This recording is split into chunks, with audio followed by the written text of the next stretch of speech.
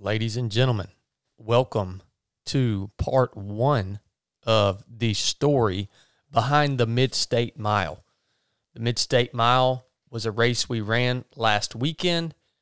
I won the race, praise God, by running for 38 hours, 122.1 miles, and 37,700 feet of elevation gain and loss. I hope you enjoy this. This is the story behind the race.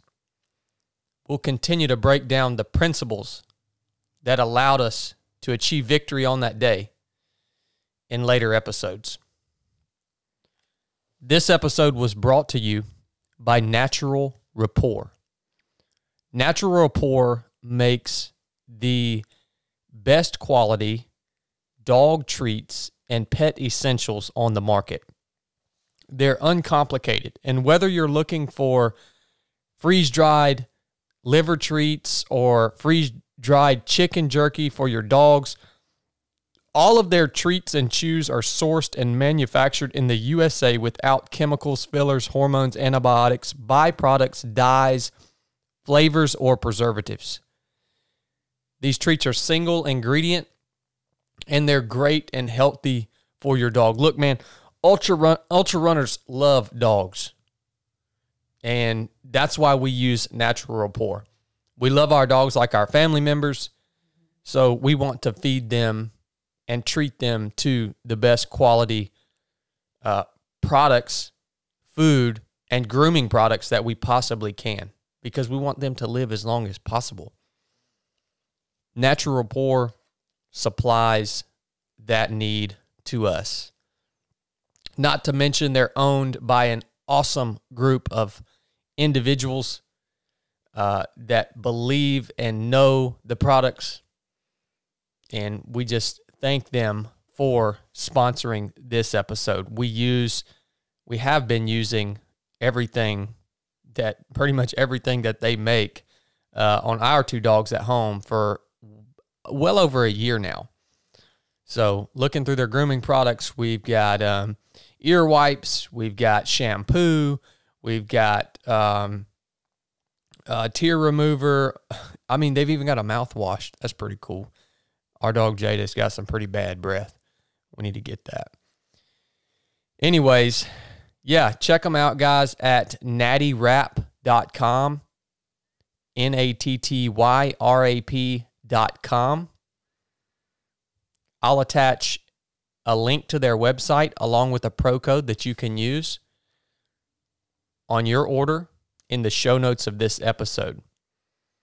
Hey, guys, it's important to support the companies that support this podcast, because they help keep this podcast alive. So if you do have a pet, a dog, check out Natural Rapport. Stop going down to Walmart and buying your dog treats that are made in China, and give them the good stuff, man. Natural Rapport, thank you for sponsoring this episode. Our other sponsor for this episode is Xoskin. And Xoskin is a fitting sponsor for this particular episode, because I wore Xoskin socks for the entire 122 miles out there at the Mid-State Mile. And they worked flawlessly, as always. Xoskin socks are they're light years ahead of any other sock that you're going to put on your feet. I can't understand why every single runner does not wear them. They have apparel to outfit you from head to toe. Their compression shorts are some of my favorite. They are my favorite. This is the only compression shorts that I will wear. They now have a brand new line of underwear, all different styles of shirts and tops, all the way up to arm sleeves, leg sleeves, beanies, Xoskin has got something for you. This is not just your everyday fabric that you're going to find in other brands in the big box stores. This fabric that Xoskin uses in all their products is proprietary fabric. So in other words, no one else can use it. It has copper fibers woven into the fabric in order to cut down on odor-causing bacteria. The fabric is designed to channel moisture away from your skin, keeping you dry. And when you stay dry, you don't chafe. And that's really, really important when you're running some long endurance event. If you're not using Xoskin on your missions, you're missing out. Go check them out at xoskin.us. That's XOSKIN.us. I'll attach a link to their website in the show notes of this episode, along with a pro code that's going to give you 15% off of your order with Xoskin. Croy and Rick, the owners of Xoskin, are 100% invested in their product. They know their product from top to bottom. This stuff is made 100% in America. That means something to me. I hope it means something to you. So if you're ready to get some, or to upgrade your running apparel, go check out Xoskin at xoskin.us. Xoskin, thank you for supporting the 3 of 7 podcast since the very beginning. We love you guys. We appreciate the awesome and innovative products that you continue to improve and supply to us in order to keep us comfortable out in the field. All right, guys. Here's part 1 of the story behind the Mid-State Mile. Part 2 will be coming out probably on Monday. Hope you guys enjoy it. Here it is. How are you? I'm doing great. Oh, yeah, we're fine. Question's, how are you doing? I'm doing pretty good. It's back to regular life, man. Yeah. Kind of took a break for a while. It's like a vacation. Hey, we got him, son. We got him, didn't we? Boy, we got him. You put on a clinic, man. Well, everybody, welcome back to the 3 of 7 podcast. If this is your first time listening, my name's Chad. We've got Chili here. If you're watching, he's the one with the red shirt and the brand new pair of Costa sunglasses on. Brand new. Y'all just let us know if you like his old ones better.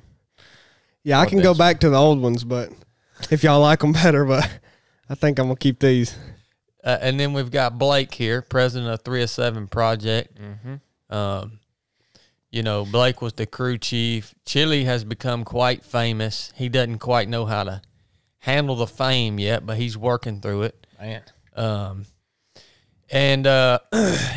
This is the 3 of 7 podcast. And if you're wondering what 3 of 7 Project is, well, in a tangible way, here's what we do. We do a podcast. I do speaking engagements. If you're into that kind of stuff, we have a course called the Basic Course, where we take you out into the wilderness and train you in all aspects of body, soul, and spirit in order to be a more complete human being. We have a awesome mission called the Proving Grounds. The next class will be 3 Troop, January of 2022. It'll be here before you know it. If you want to come hang out with us, learn from us, freaking get busy and get better, go to 3of7project.com. You can apply for the proving grounds, at least for a little bit longer, until it fills up. There's not a whole lot of space left. I think we only got 12 or 15 spots left. Yeah. So if you want to come out, be a part of 3 Troop, that's a freaking awesome mission. Mm-hmm. You can submit an application for the basic course. We're full for 2021. We'll put some new dates out shortly for 2022. You know, why the crap am I even telling you about all this stuff? I'm telling you about all this stuff because we just ran the Mid-State Mile last weekend.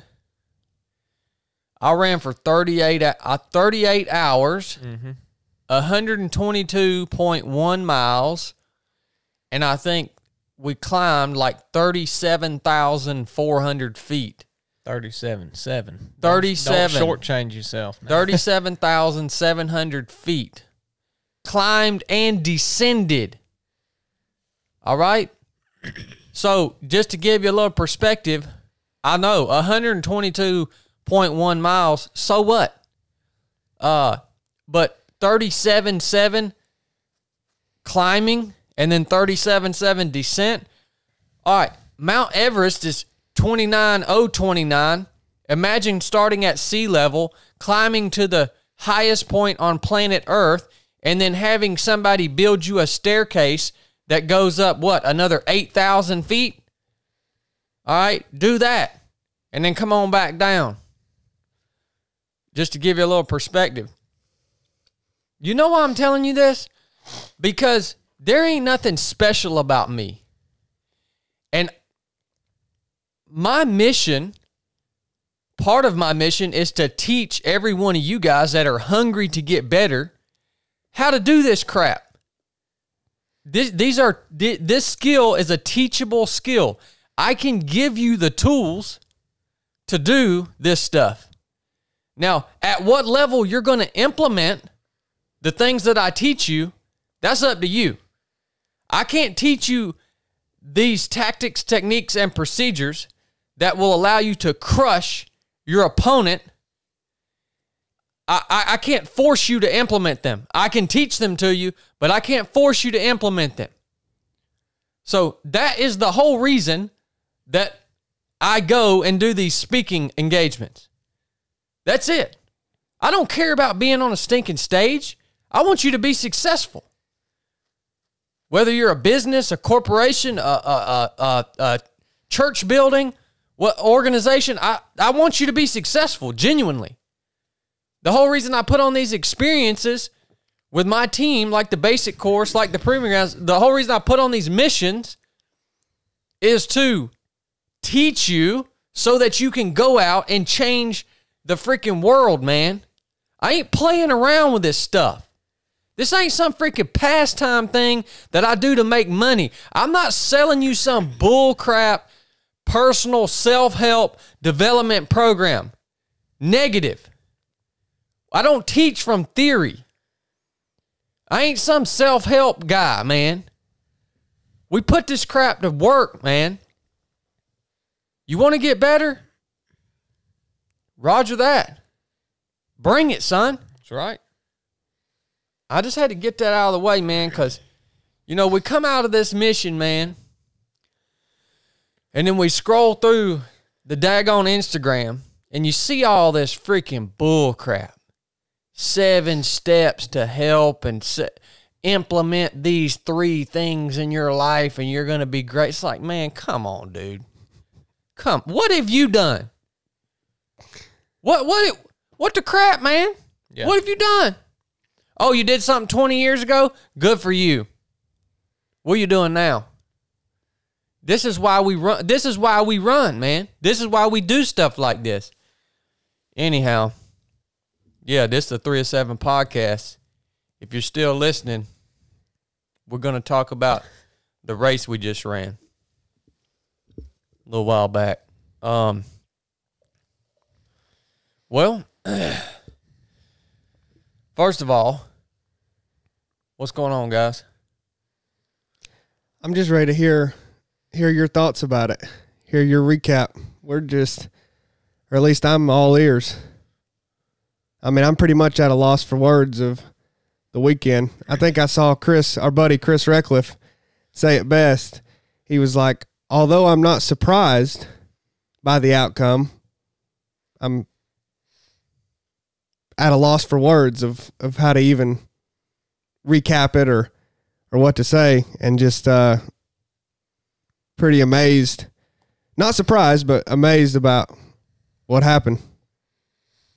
I'm just ready to talk through it. I mean, it's only been a day or two, and a lot of times the lessons that come out of these take this setting, sitting down and talking about it, in time to actually recognize things and pull the lessons that you learned out of it, because there's always new lessons when you go do stuff like that you learn about yourself. And so yeah, I'm the same way. I'm just ready to break it out and dig into it and see what where it all goes. Yeah, if y'all are watching on YouTube and wondering why I've got these sunglasses on, it's because I'm so proud of them. I just can't even see straight. So I thought your eyes was still red. No, the redness has come out. I got a little sleep, so.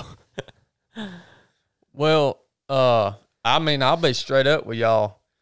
I'm feeling great physically today, but mentally I'm a little up and down. Mm-hmm. You know, I mean, we achieved our goal that we had set for us as a team. We achieved that, and you know, it's gosh, man, it's tough to get back to. I say regular life. Our life is a blessing. I mean, we get to do wonderful things, work with the best people in the world. It's tough to get back into the world. Yeah. When you're out there, it's like you're in a whole nother world or whatever. Like, we stopped at the gas station and I walked in to take a pee, and I see all these people in there. I mean, I ain't telling you I'm judging them. I'm just saying, you think, man, I just want to be back out at the race again. Yeah. I was scrolling through there, and I was like, man, I wish we could just be back out there again. You know, I mean, I know you can't be out there forever, but it really is. Even though I didn't run, I got kind of some of the same things because it was just simple. You know, I didn't have to worry about anything. I didn't have to think about anything. Just about every 18 minutes, I just needed to have some food put out. You did a dang good job. And I needed to put it back up. There was not a whole bunch of things going on. Mm-hmm. There's just there's really only one thing I cared about. And, you know, it was in a different way than running, but it was kind of similar. And when you leave that and you get back to what you do every day, there's a whole lot more than you need to worry about than just putting some food out on the tray. Yeah, I'm perplexed by how similar the empty feeling that I kind of have right now is to how I feel after I've done a big race. I feel the same. I feel pretty close to that. It's interesting since I didn't run. I think it's because when I do a race, I invest and pour so much of myself into it, and this time was no different. It just I wasn't running, so. Yeah, it's I think it's because we were such a tight knit team out there. Mm-hmm. I think that's why we all are kind of feeling the same type of feelings. We were all so invested in it. It was so much bigger than just me running. I was just one component of it. Me doing the loop there. But yeah, it's part of the dang process, man. You know, you accomplish a big goal, you meet the mark, and don't be surprised if you get a little sad sackish the day or two after. Don't be mad about it. Just roll on with it, son. Mm-hmm. Right? You gotta do that. It's part of the process. You know, go ahead. What was you gonna say? I was gonna say you also got to know that although you missed that feeling and that place you were in, obviously you can't be there forever. You know, if you were, then it would not be what it was to you. So you got to understand those times only come periodically. So you just enjoy it while it's there, take what you can from it, and you got to get back into the stuff that you don't necessarily just love to death and live. You know, you got to live your life and just look forward to that next time. I mean, if you live there forever, it would not be what it is to you in that short period of time you were there. That's right. I guess we should first break down, talk about why we even do this. People might wonder why would you even go and do something like this? It's not healthy. For your body. We're not talking about doing a workout to get, you know, physically stronger. It's why do you do this? You know, I guess for me, one of the big reasons that I do this is the path that God has led me down in life. It has kind of developed into me being an instructor or a teacher, and you know, a big part of me doing this is so it is for everybody that comes out and participates in everything that we do. Everybody that is part of the Body of 3 of 7 project is, you know, you guys have heard me say before, a ship doesn't sail on yesterday's wind, and you have to stay relevant, man. If you're going to teach some stuff, you have to be the one that goes out and demonstrates how these things work, right? And, you know, the biggest part of the creed that got me through the race was the part that says my team expects me to be physically harder and mentally stronger than our opponents. And when I say my team, I mean every one of you guys that listen to this podcast. I mean every one of you guys that have came out of the basic course. Every one of you guys that have came out of the program. You guys are all my team. And I know that you guys expect me to be physically harder and mentally stronger than our opponents. And, you know, that got me through, in a big way, the race. I told myself I have no choice but to win this race. That it's not even an option to not win. And this is, like I say, this is why I do this, is to stay relevant, and then also just to feel that need to compete or to strive against someone in the arena. Now, this is an interesting thing right here. We talk about that competition. And I think the dynamics of competition or striving against other individuals is hard to comprehend to some people. And I know there were some people out on the Mid-State Mile course in the later loops that were trying to grasp this concept of, well, you know, what does this competition thing mean? Like, you're out there and you know there can only be one winner. And so should we all be like patting each other on the back and encouraging each other and saying, "Oh yeah, let's do this together"? No, that's not what competition is. Yeah. Competition is, I'm sorry, buddy, that only one of us can win. Mm-hmm. And I'm here to beat you. Well, it wasn't a team effort. It was not a team effort. I mean, it was, but not amongst the competitors. That's right. You know, and that's one of my notes I got here. The difference between competitors and teammates. Yeah. All right. And I think that's you know, even in business, if you have a business, like, it's all right to strive against your competitors and want to win.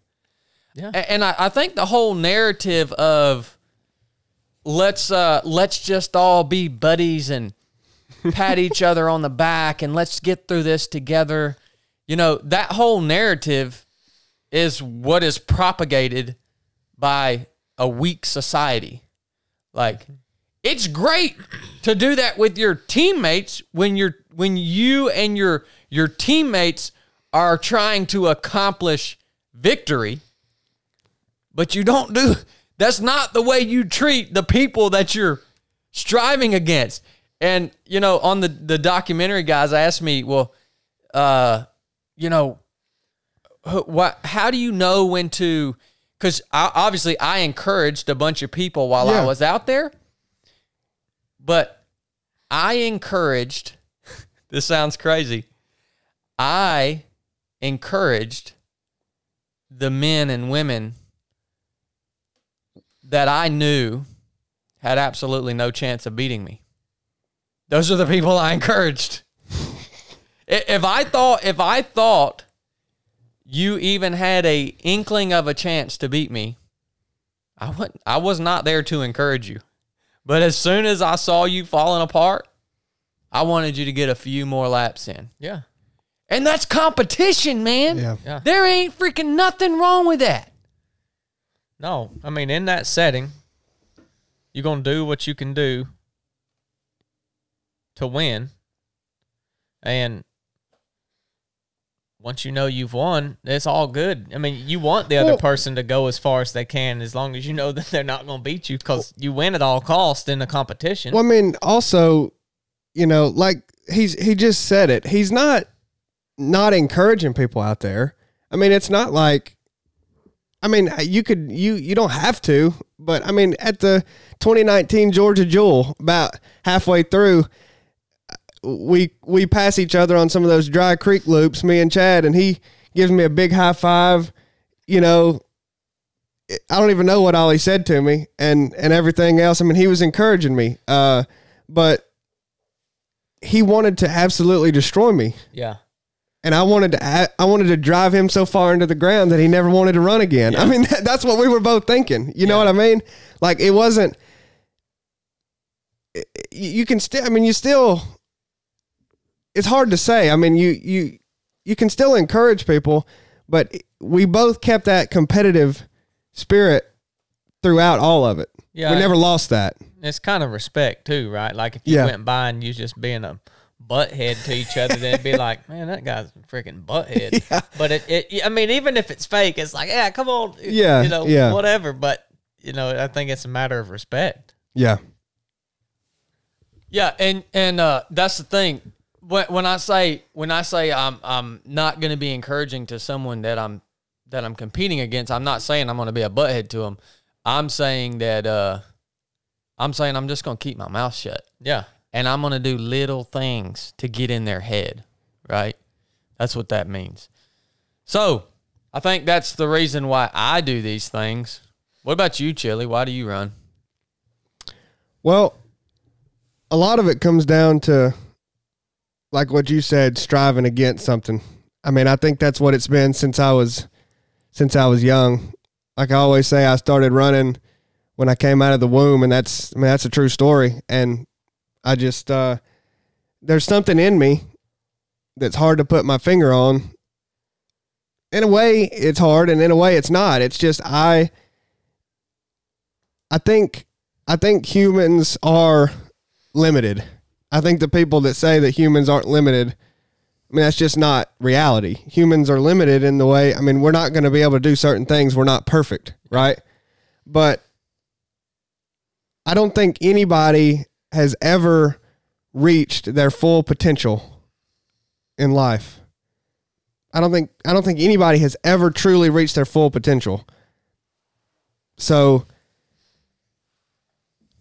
I enjoy running, but more than that, it's the most pure form of exercise that I've been able to find. It's literally one foot in front of the other, powered by nothing but your own will and determination to keep moving.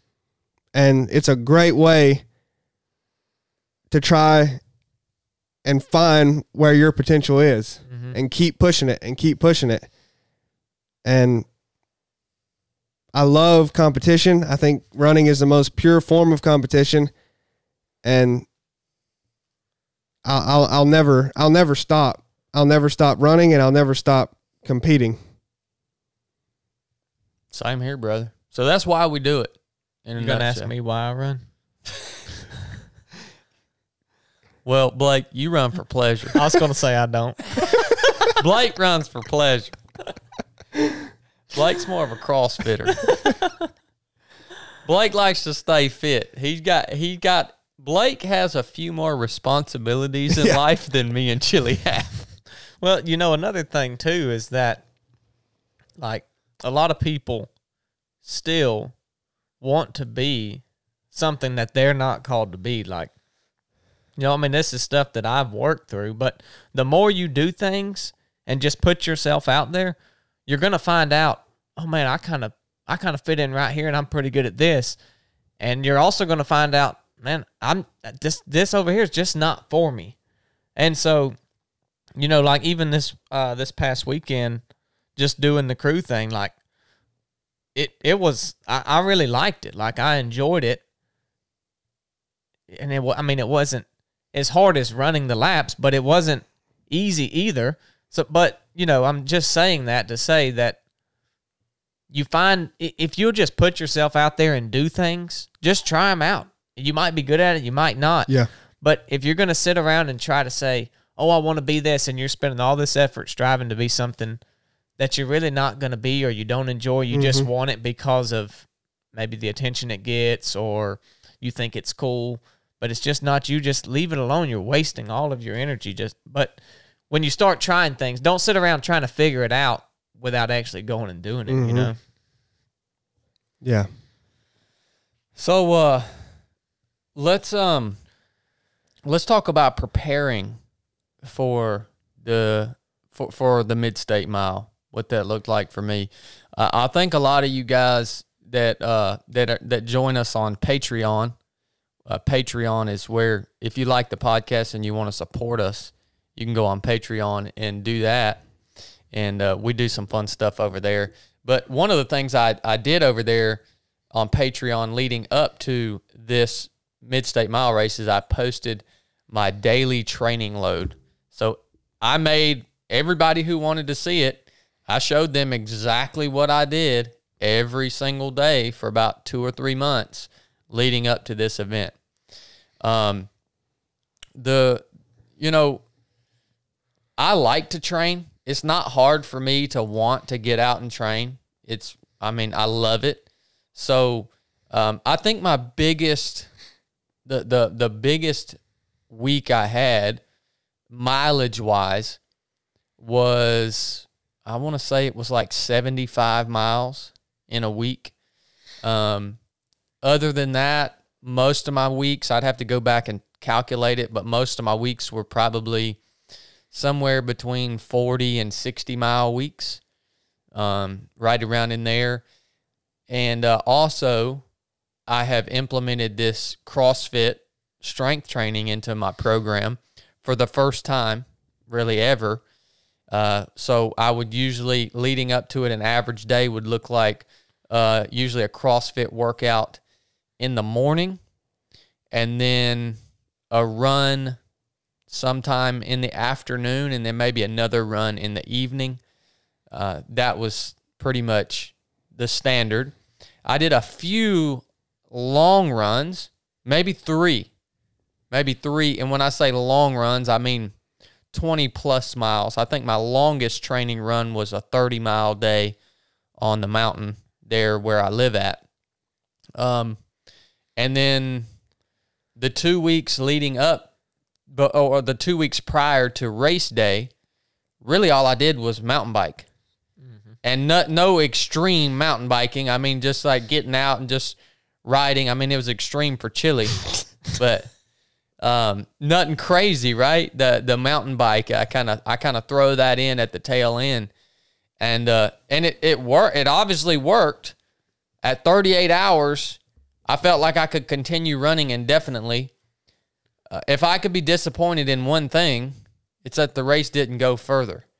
And so, talking about leading up to something like this, for you guys that might be interested in running, this is, again, something that anybody can do. You can train for something like this, even if you work a full-time job, even if you have a family, whatever it may be. It's not that big.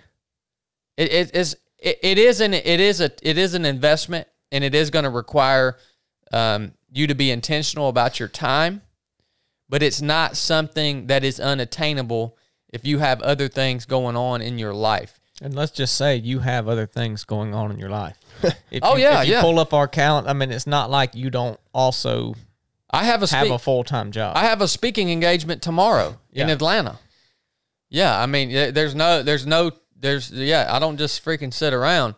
And I just hear so many people talk about, well, I want to run an ultra, but I want to run a 100-miler or something, but it's just such a big commitment to train for. It's like, no, man, you got to be fit. Yeah, you got to put in some work, but it's the mindset paired with enough work that will get you through the race. Mm-hmm. All right. So, leading up to it, it's super manageable training load. Just really trying to stay healthy. I think one thing that stresses me a little bit before a race like this, I mean, we've been waiting a year to do this thing. One thing that stresses me a little bit is you have in the back of your mind, you don't want to get sick. Yeah. Imagine if you got sick or had a cold or some crap on the day of the race, man. Yep. I mean, so I started taking some herbs and some vitamins about I'd say about a month prior to the race. I don't know if it works or not. I just took them to hopefully boost my immune system. Things like vitamin C, vitamin D. There's a little herb supplement that Brooke has that supports your immune system that she gives me. CoQ10, which helps your lung function. And then I think I took some magnesium, and that was really about it. So I started doing that about, I don't know, a month maybe out from the race, just to strengthen my immune system, lung function, all that, and try to decrease the chance of me getting sick before the race. So that's what it looked like as far as taking care of myself prior to the race. And then that's leading up to it. And then a few days prior to the race, you're just getting your gear ready, getting your food ready, all that. And then we head out and we get there. And where y'all want to go from there? I don't know. We'll just start from when we show up. I mean, this is so hard to talk about almost just because I think maybe it's still fresh because we're only 2 days out, but I don't know. It's something. It's almost like it was a blur. Yeah. Like I remember certain parts, but if I try to like recall stuff, it's like a blur. I mean, I need to be like have something mentioned so it jogs my memory. I mean, it's almost. I know it is for you. It's got to be. I mean, we pull it. We'll go through it as far as much as we can. Some parts are probably more interesting than the others, but you pull in. And you get to that little field before their house, and everybody's got their stuff set up out there. I don't know how many campers was down there in that field. Oh, the whole field was full. Tents and cars, and then RV Mike, we pull up. He's got our RV set up for us. We put all our stuff in. Jesse's RV. Yeah, not our RV. That's right. Thank you, Jesse Itzler. That's right. And thank you, RV Mike. Oh, I love RV Mike. Yeah. But yeah, so we get everything set up. Chad gets a knock about every 2 or 3 minutes on the RV door once we get there, getting things put out. And so this is an interesting thing too, because the dynamics of my life have changed so much. When we show up at the Mid-State Mile, I am a big proponent of being the gray man, and people can dispute that all they want, but I'm going to tell you right now, if you're really trying to win, That's the perfect position to be in.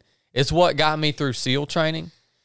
The instructors didn't even know who I was until like third phase, when there was like 15 guys left or whatever, 20 guys left. Yeah. And I couldn't be the gray man anymore. But, used to, I could go to a race, and of course, and that's not that long ago, nobody knew who I was. Nobody freaking cared who I was. It didn't, I was just, and there's nothing special about me now, but now we have a podcast and people tune in and people know who I am.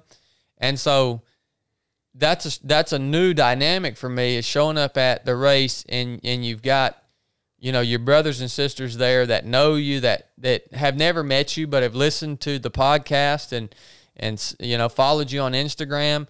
And you know what? In my opinion, those people deserve to come and shake my hand and have a conversation, man. Oh yeah. And so, but that's another piece that you all of a sudden, that's another thing that's on your plate that you have to manage. Mm-hmm. So there's no longer you can just kind of just relax and do your own thing. It's, you have to give some of yourself to these people that have come out and want to have a conversation with you and meet you, because you see each other on Instagram all the time, but, and, I love that. I absolutely love it, but I'm trying to manage that and also manage my own mindset and getting in the zone at the same time. So yeah, we pull up, and of course, daggone, half the people at the race were 3 of 7 project. Yeah. Basic course graduates, proving ground graduates, people that follow us on Instagram.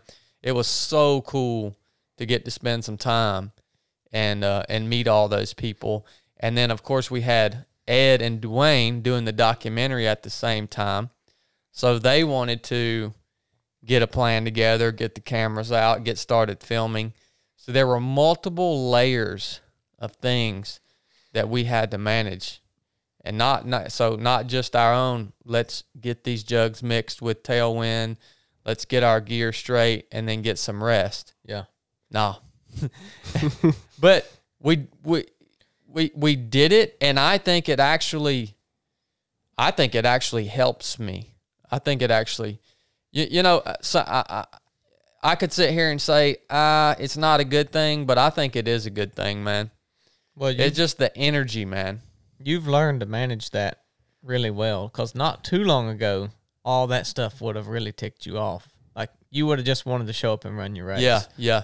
And now, the same things are happening that would have made you mad then, but now you're able to not only receive it and give back to other people by doing that, but you've turned it to where it's something that can help you, because it's the same thing coming. But you've been able to say, well, all right, here it is. Let me take it, deal with it.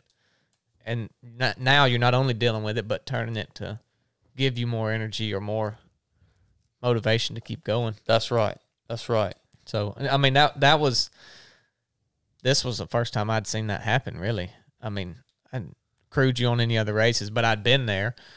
And anybody that wanted to talk to you or do something in the middle of your race, if they weren't providing aid or help, that I remember, you didn't really care to talk to them. Yeah. So, but at this race, I really saw you turn that coin, and you just said it even gave you more energy during the race. So it's kind of cool. Well, it's energy, right?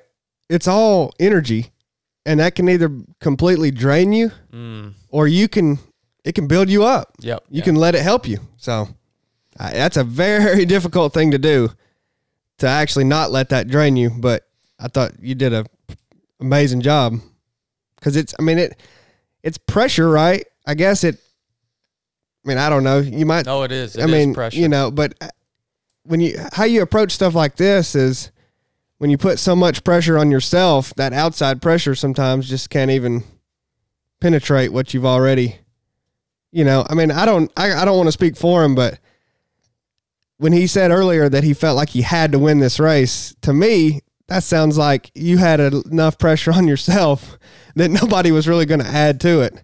You know what I mean? Yeah. So, Well, yeah, you take quitting. I had taken quitting off the table, period.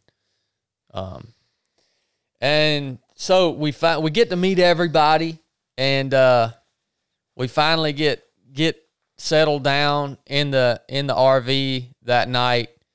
Go get ready for bed. I bet Brooke. By the way, Brooke cannot sleep anywhere except for her bed.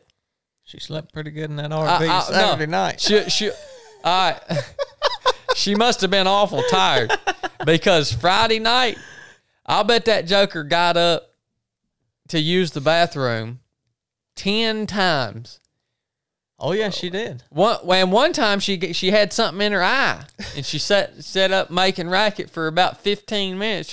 I'm like, how do you get something in your eye laying in the bed With your eyes closed. with your eyes closed? Well, I was worried that RV was going to come off the darn jacks there. That thing was shaking, and I don't know what she's doing, jumping jacks in there or something. But Dude, like to rolled out of the darn bunk. so yeah, not a very good night's sleep Friday night. We were, I was trying to rest. I tried to explain to Brooke, like, hey, do you think maybe you should just go sleep in one of the bunks and leave me here in this bed by myself, because I'm going to be up for a little while after this. And she don't cut me no slack, son. She didn't give a crap. Well, I'm talking about she didn't give a crap. you've said it before. It's a good thing that Thursday night's rest was pretty good. 'Cause Yeah. that is the most important day. I've heard So, that. I mean, I believe that. And I heard you say it earlier too. So that's if Thursday's bad, you're in trouble though. Yeah. 'Cause- Yeah. And then we get up. So we get up Saturday morning.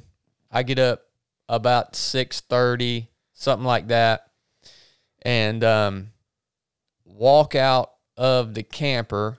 And first thing, there's Dwayne and Ed with their cameras right in my face, and they say, Greg Armstrong's back.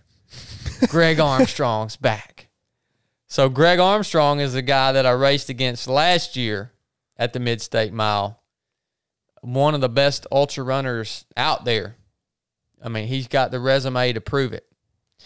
And nobody knew he was coming to race.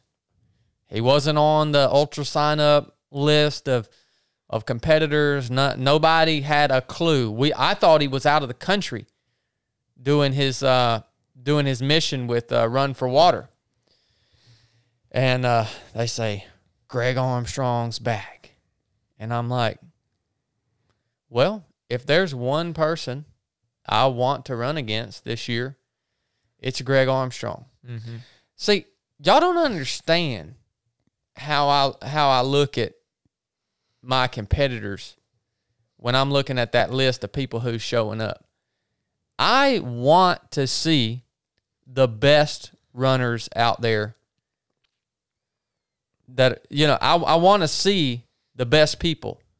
I don't look at those competitors and say, daggone it, man, I wish Greg Armstrong wouldn't have showed up because I don't know if I can beat him. No, all that does is make me happy. Mm-hmm. I was tickled to death that he decided to come back. Yeah. But, boy, he dropped in there at the last minute, son. And Dwayne and Ed, they were eating that up, boy. Yeah. They were eating that up, Yeah, they son. were. Well, I don't know if he had been planning on it or not. I mean, obviously you can't get in his head and know, but I do know that he is one of the few people that could legitimately call Becca and Jon 5 minutes before the race and say, hey, can I get in this thing? And they would say yes. I mean, you could do that. Yeah. So, but who knows? He may have been scheming. You never know about old Greg. He don't say much. No. He don't say much, man. Blake went and got us some coffee. Had a good cup of coffee that morning. Got my morning poo in. Mm-hmm. And we headed on out there to get this thing going. So let's take a little break. We'll come back and we'll start digging into the actual race. We're back with you guys. So we've kind of talked through the whole why we do this, the lead up to it, how we trained, the night before, the morning of, leading up to now we finally get going on this thing, man. And so the way I approach the first 12 hours, we'll break down the first 12 hours. So that race started at 8 o'clock a.m., and so we'll go through to 8 p.m., which is the first intermission. The way the race works is you run the 1 mile loop. You have 20 minutes to run it. You do that continuously every 12 hours there's an intermission, right? Yes. So every 12 hours, the race directors have programmed in a 20-minute long intermission where you get a 20-minute break, and you utilize that time however you want to utilize it. And I know Chili don't like that. I don't like it either. But the race directors did it to make the race harder. Yeah. That's the reason they did it. It actually allows you to either be smart or dumb, according to how you utilize that time. And I say the race directors program that intermission to make the race harder, because the longer the race goes, the harder the race is. Mm-hmm. So the more that they can do, the more things that they can do to make the race go longer, the harder the race is, if that makes any sense. So the first 12 hours to me are just literally process loops. I'm not even thinking about anything. I know I'm not thinking about anything other than this is just part of the process. Maybe I'm establishing my pace a little bit, but since I ran last year, I kind of already knew what it felt like to run the course at the pace that I wanted to run it. So at this point, this first 12 hours, there ain't nothing hard about it. It's just going through the motions. At this point, it's not hard to be patient, present, deliberate. None of that stuff is hard at this point, because it's just the first 12 hours. I'm not paying attention to who's dropping out. I'm not trying to be tactically assessing my other competitors. I'm literally just saying, all right, this is my pace. I'm going to keep running this loop at this exact same pace, which puts me in the very back of the pack. Yep. Every single loop. But I'm okay with that. Did y'all see anything go down in the first 12 hours? I didn't get to, because like I say, I'm literally in this mode in that first 12 where I'm just like, it's nothing. It's just executing. And it's easy, but I'm not even looking around me. I didn't pay a whole lot of attention to the other runners, probably till it got down, even to the top 5. I didn't even really know. I knew a couple of the people that were the top 5, but there was a couple people maybe that came into aid state or to their crew area before us, but I didn't pay a whole lot of attention to them. It wasn't the top 5 in the 12, by the 12 hour. It's a little bit after that, but I didn't really notice anything. What were you guys doing in your roles? Were you just, what was going on? Well, in the beginning, Chili was doing all the social media stuff, and then we had his dad, Jeff, there. We had Mom in the tent, and then later on, after Tim's knee had stopped, he stayed to help us. But, in the beginning, you didn't really require a whole lot. We just had to kind of get the stuff out there for you, and you got what you want. So, for us, I think I was kind of dialing in what you were eating the most of, what you wanted, And if you weren't telling me, maybe I just bring some stuff out there and just trying it, just not even to waste the energy to ask you, just put it out there for a few laps. If you ate it, I'd put it out again. If not, I wouldn't eat it. So for me, I mean, this is really the first race I'd crewed you on. So I know you as a person, but when you're racing, the details of what you want and stuff like that, I didn't really know. So for me, it was kind of trial and error, and I just used that time to figure out how I could serve you best when the race did actually start for you. Yeah, unfortunately, I don't think the crew was super efficient at first, but somewhere in that first 12 hours, we established some roles for everybody and started working as one unit, kind of like an assembly line, you know. One person, not everybody, if everybody tries to do everything, it doesn't work. And, you know, when you've got 5 people coming in, or when he comes in and you've got 5 different people asking him if he wants tailwind, it's like, good grief. I mean, personally, that's annoying. Yeah. You know, and that needs to stop. I mean, so we had to, you know, Blake was the crew chief, and he basically needed to tell everybody what they were doing, and they needed to listen. And once that happened, I thought it started working really well. Yeah. You know, hopefully Chad did, because that's who we were doing it for. But I think somewhere along there it got moving good. So yeah, in the beginning we just kind of did. I mean, it would have probably been better if it was more efficient. But I remember Chad come in one lap and he said, "All right, we need to get this thing wired tight. We need to be as efficient as possible when I come in." And for me, I don't remember what hour that was. I know I don't want to get ahead of us, but when he said that is when I thought, all right, we got these people here now. How can we make this work the best and break the task down to where someone's just doing something really small but really good? And so I don't want to get ahead of us. We'll talk about that. That wasn't in the first 12 hours. So yeah, and I actually wanted it to happen that way. So, you know, we had tons of support out there. Thankfully, Blake kind of went down the list. We had Tim Snee, RV Mike, Chili's dad, Jeff. You know, we had a lot of great support people and experienced people out there. We had Mom out there. But you know, I think in the beginning, it's really surprising to me because it's totally different than how Blake would set it up. Blake would want to have everybody's roles and responsibilities like detailed and outlined and have a plan together and all this. But, you know, everybody's asking me, how do I want this to work? Because I'm the one racing. And this is the way I wanted it to work. Was I knew that first 12 hours of just the process loops, I knew that I could get through that first 12 hours or even 24 hours without any help from anybody. So I wasn't worried about everything being super efficient and tight. I just wanted to get out there and let it start flowing. And I knew that you guys would fall in to that groove where all the roles and responsibilities came out and who was the right person to do them. And you can't plan that, son. You just got to let it happen. Yeah. You just got to let it happen.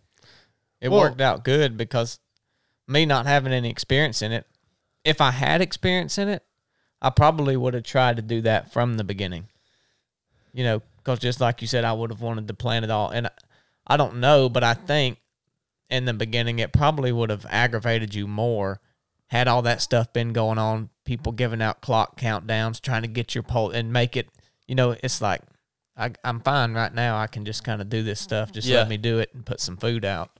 But, well, I don't know. I think the number one mistake people make is they come in and they love you and they just want to do something for you. Yeah. And everybody wants to just do something. Please let me do something, you know, and let me just try to do this. Can I help? Can I help? And it's like sometimes the best way you can help when every job is filled is to step back, support him, and just, I don't want to say stay out of the way, but sometimes when the jobs are filled, just support him. Just stand back. And, you know, it's just, it needed to work out how it did. I agree. And I thought it was good because people filed in how they were supposed to. But just remember, whenever you're crewing somebody, sometimes you need to step in when you see a need. But if you don't see a need, don't just make one. Yeah. Just, let it keep functioning. And don't ask. Don't ask, what can I do? Where can I help? Just like you said, just look at what's going on. Step outside of the circle of the tent and look at everything and say, dang, if they could do this, it would make it a little bit easier. Mm-hmm. And then just step in and say, hey, I think I could do this to help. Yeah. And they'll either say, yeah, it's a good idea, knock it out, or no, we're good, man. So, but you come in and ask. I mean, if I knew I needed it, I would have already told somebody. So don't ask me if I Right. if you can do anything. I mean, it's fine, but that's the best way to help anybody in any situation. Just look at it and, take charge, so to speak, and say, hey, I see this need. Can I fill it? Yeah. The only issue that I had really physically in the first 12 hours is I had later on into that, like maybe hour 9, 10, something like that, I had tied my right shoe too tight. And I think if I would have been running on a more flatter terrain, the shoe would have been perfect.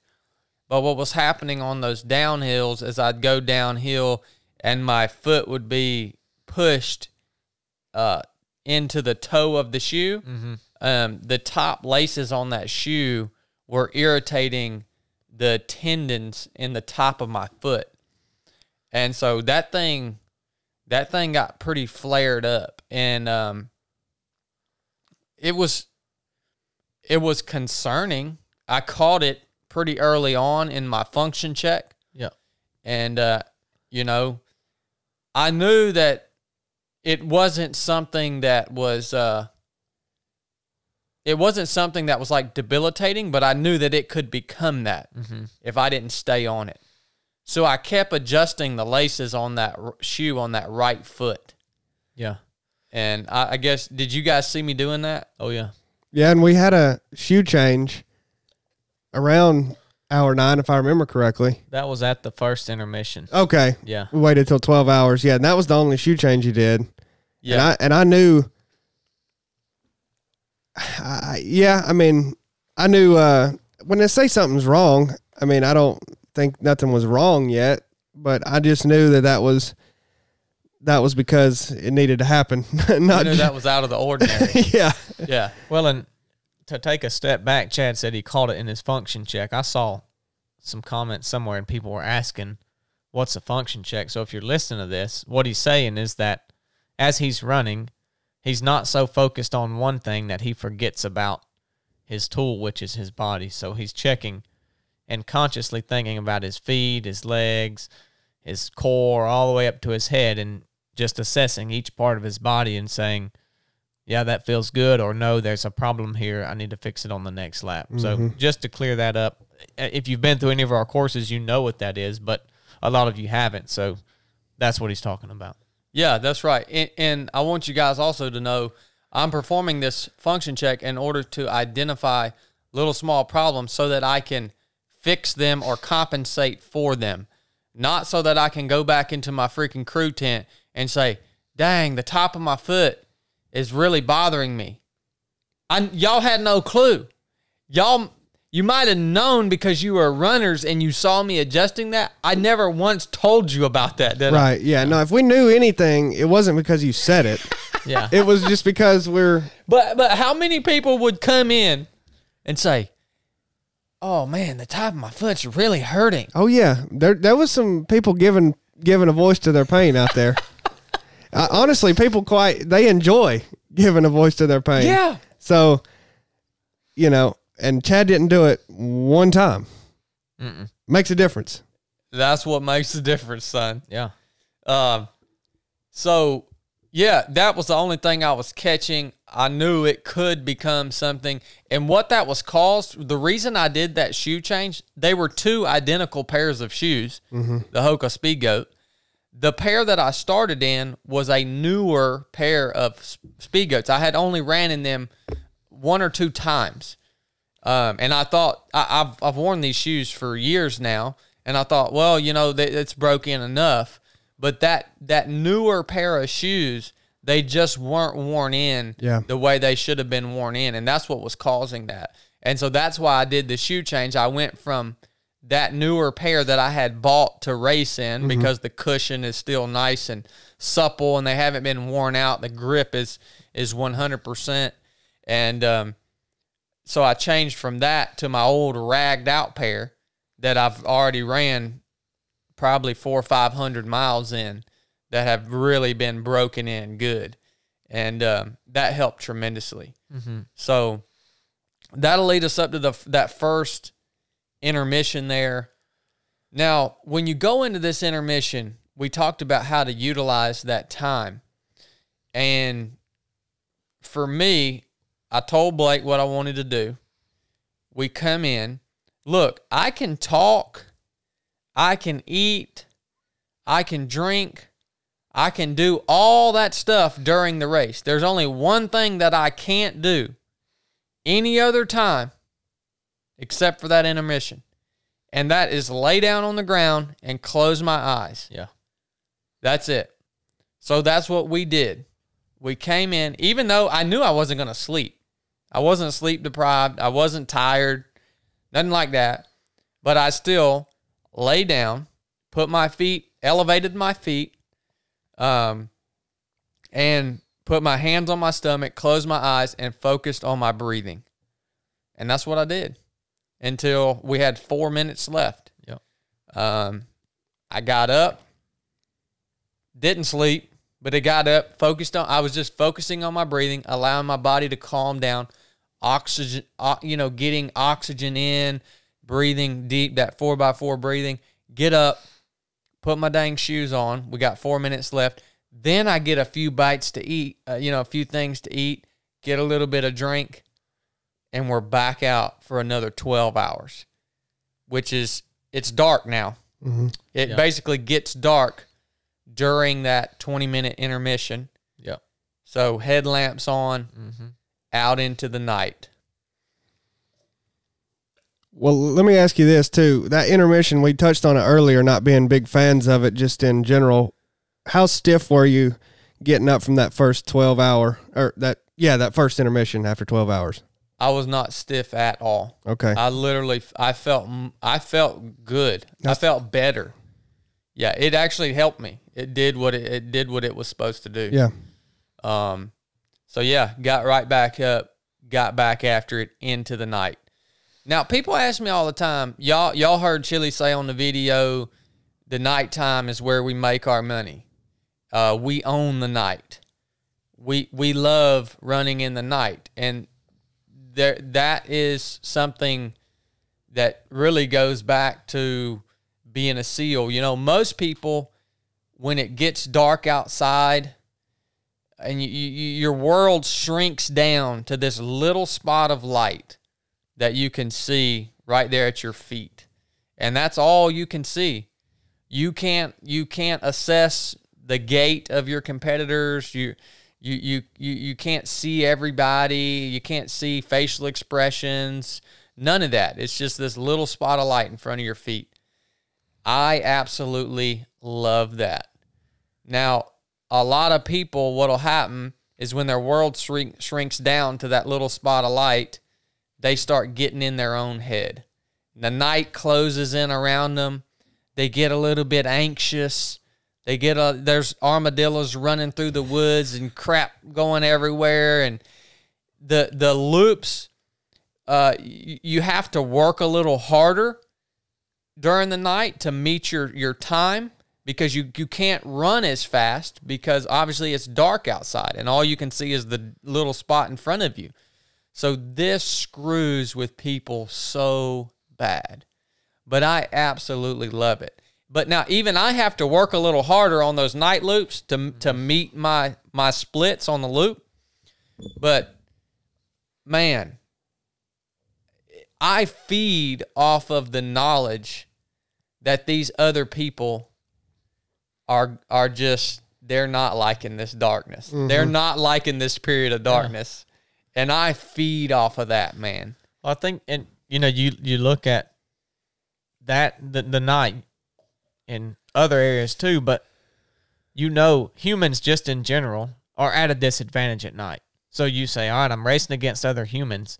If I want to be better than them in the day, I can do that, but I have to do a lot more things to get better than them during the day.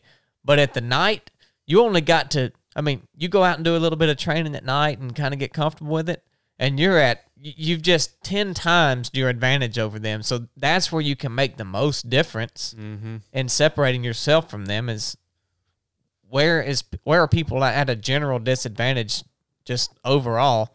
And then you find that and you say, well, I'm going to go get good at that. And then you really can, you know, it just like it propels you. And I mean, you were already good at that from being in the SEAL teams and doing a lot of stuff at night. And that's right. Why you guys did stuff at night, because the other humans were at a disadvantage and you said, let's hit them where they're not good. 100%, you know? Man. 100%. Yep. And if you'll notice that night, I got late into the night in you know, the toughest times are, you know, you got to let it get on up into 2, 3 o'clock in the morning. Mm-hmm. That's when your competitors, they've been sucked into this little spot of light and they've been in their heads for, you know, a long, long time. And they're just, that sleep deprivation is starting to set in. And if you'll notice, I get a little more vocal when we come into the crew areas, right? And, you know, I think there's a video that one of you guys took of when Isaac came in late at night. Yeah. And he's just hurting, man. And, you know, I'm telling him the parts of the creed that, you know, he needs to learn to persevere and thrive on adversity. Yeah. There we go. It's time to encourage Isaac, because I know he's done, man. Yeah. You know, I say he's done. He ran a long time after that, but I know he can no longer win. Dude, yeah. Isaac, man. He did well. Good work. He did really well. But I knew he couldn't win. Right. And so, you know, I get vocal, man, and that's when my opponents start showing weakness is when I will intentionally show strength. Does that go ahead? No, go ahead. Does that feed you too? Oh yeah. Yeah. Oh yeah. It's a tactical decision that I make. You know, that first 12 hours, I didn't really say much at all. Didn't need to show any strength because everybody was feeling strong. But as soon as I think the weakness that I see in my fellow competitors feeds me the most. Mm-hmm. And then knowing that I can show some strength there, and then knowing what's going through their heads. I know what's going through their heads. All these cats, they think this dude's never going to stop. He is never going to stop. Now, that's a lie. I would get to a point that my body would break and shut down. If you can take me there, take me there. Yeah. But they don't even think that's a possibility when they're feeling like ever living crap, and I'm over here just acting a fool, son. Yeah. Well, Chad's always got, you know, a little swag about him. You got to have swag, man. But the swagger comes out at night in full force. Uh-huh. That's a lot. You know, that's a lot of people's dang problem, man. They ain't got no swag. Yeah. Your swag is what makes you who you are. And you stifle that in order to fit in some box that society wants to put you in as a daggone slave of culture. Yeah. And if you ain't got no swag, you ain't about to be nothing special, son. That's true. You know what I mean? Yeah. Like, and Blake and PN snapped me off the leash. They gave me full permission to lean into swag. Yep. And I said, "Oh, it's on. I'm allowed to say whatever the crap I want to say out here." Have y'all seen them when people put them Mentos in a bottle A Coke bottle? Yeah. It was like Chad, we had dropped some Mentos in the bottle and put the lid on. And he said, we said, well, all right, we're going to pop the lid. And he's just like, Well, yeah, I wanted to know in the second 12-hour period, that's when Nathan showed up. I kept thinking the whole time when I heard he was coming that would probably give you a little boost, you know. I just talk about that if I know you were excited to see him, you know. Yeah, I was. You know, the biggest part, I guess the most excited thing I was to see Nathan was to know that he would be there to just interact and be with our people. Because, you know, PN's such a big part of 307 Project.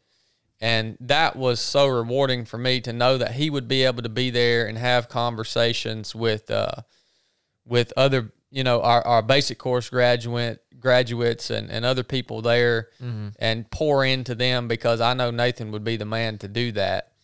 And so as far as, you know, Nathan's presence is always a strengthening presence. But there was nothing that he knew. There was nothing that he needed to say or do. Just him being there was definitely strengthening.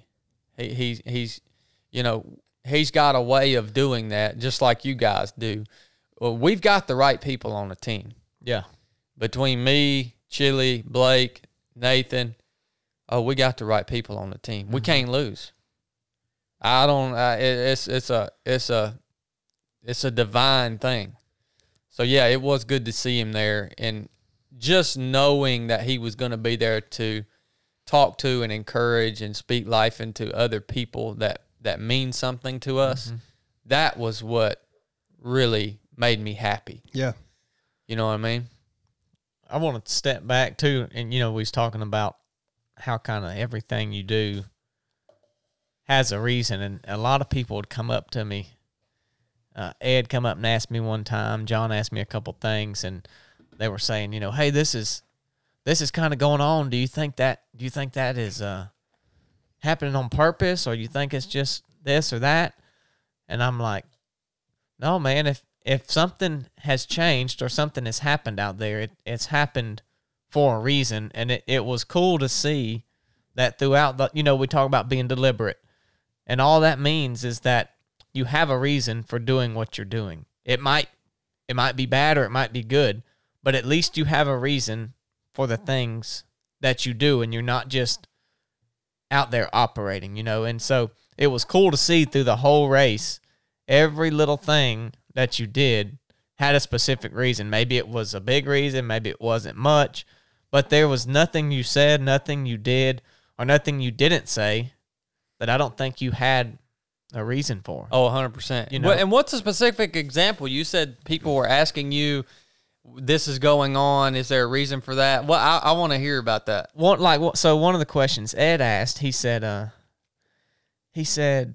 Luke has been coming in ahead of Chad the whole time, and now I see he's starting to come in with Chad, and a couple times Chad's even come in ahead of him. Do you think Luke is breaking down, or do you think Chad's speeding up? Do you think that just kind of has happened, or is there a reason for that? And I said, no, Ed, it's all part of the whole process, that, you know, he's doing that stuff on purpose. Wherever he's at in the race, he's there for a reason. It's not because he felt good and he said, well, I'm just going to run a fast lap this lap. Or I'm going to slow down this lap because I'm a little bit tired. If he's going to exert more or less energy to change the pace he's been doing, it's because there's something that needs to happen out there that is just another chip away at the overall outcome. So, I mean, that's one specific example I can think of. Then I'll probably think of some more in a little bit, but. Well, and the pale horse started to ride that during this nighttime block, right? Yep. Leading up into the wee hours of the morning, the pale horse starts to ride. And so I'm telling these guys, so the pale horse, you guys heard Chili and me talking about that. This is biblical. The pale horse, behold the pale horse. And he that sat on him was death, and hell followed with him. So I'm in the back of the pack every single loop, and I'm watching my competitors out front of me every single loop. And you know what's nice about being the pale horse? You get to spend some time with every single runner out there. You're the gatekeeper. You really are. You get to see everybody on their way out. You get to spend time with every single competitor when they are at their lowest point. Mm-hmm. Because as soon as they spin that loop or two with you, they're gone.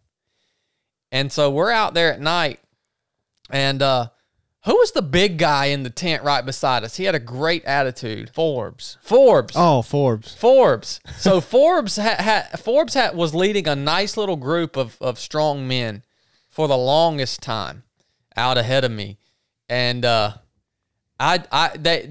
kept getting a little closer and a little closer, and I knew I wasn't speeding up. I was watching my time. All right. And I'd yell up there to them every now and then when they'd get right, within earshot. I'd say, well, why don't y'all just come on back here and spend a little time with me, guys? The view's nice back here. It's great. Just know when you come back here, run a few laps with me, it's gonna be nice, but you're gonna be ready to go on out. Uh-huh. So Forbes, he'd fall back there. He'd hear me coming up behind him. And I'd come right up even with him, and he'd look over at me and he'd say, "Oh crap," and he'd take off. He said, "Man, I got to stay ahead of you," right? And eventually that was no longer possible. But this is what we're talking about: the gatekeeper, the pale horse, and man, people get back there with you and they know, well, man, I ain't seen Chad all day. What the heck? And I talk to them. They get back there and I say, "Oh man, you're a new face. What's your story? I haven't seen you all day." And man, they know. Yeah.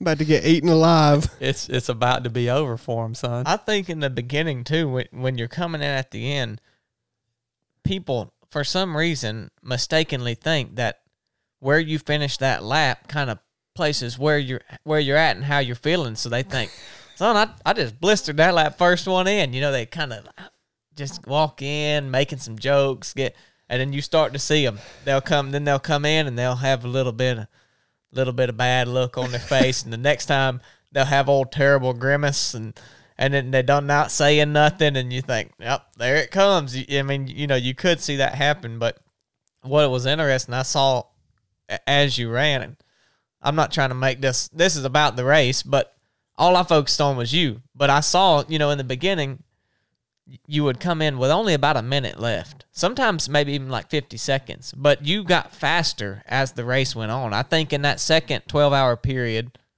through the night and into the morning, you started getting up like a minute and a half, minute and 45. And then there at the end, it was really, it was more like 2.5 minutes that you would come in and have left. I don't think you really ever came in any faster than that. Did one lap where I had 3 minutes left. Yeah. So, that's another example of being deliberate about like you had a reason why you did that in the beginning.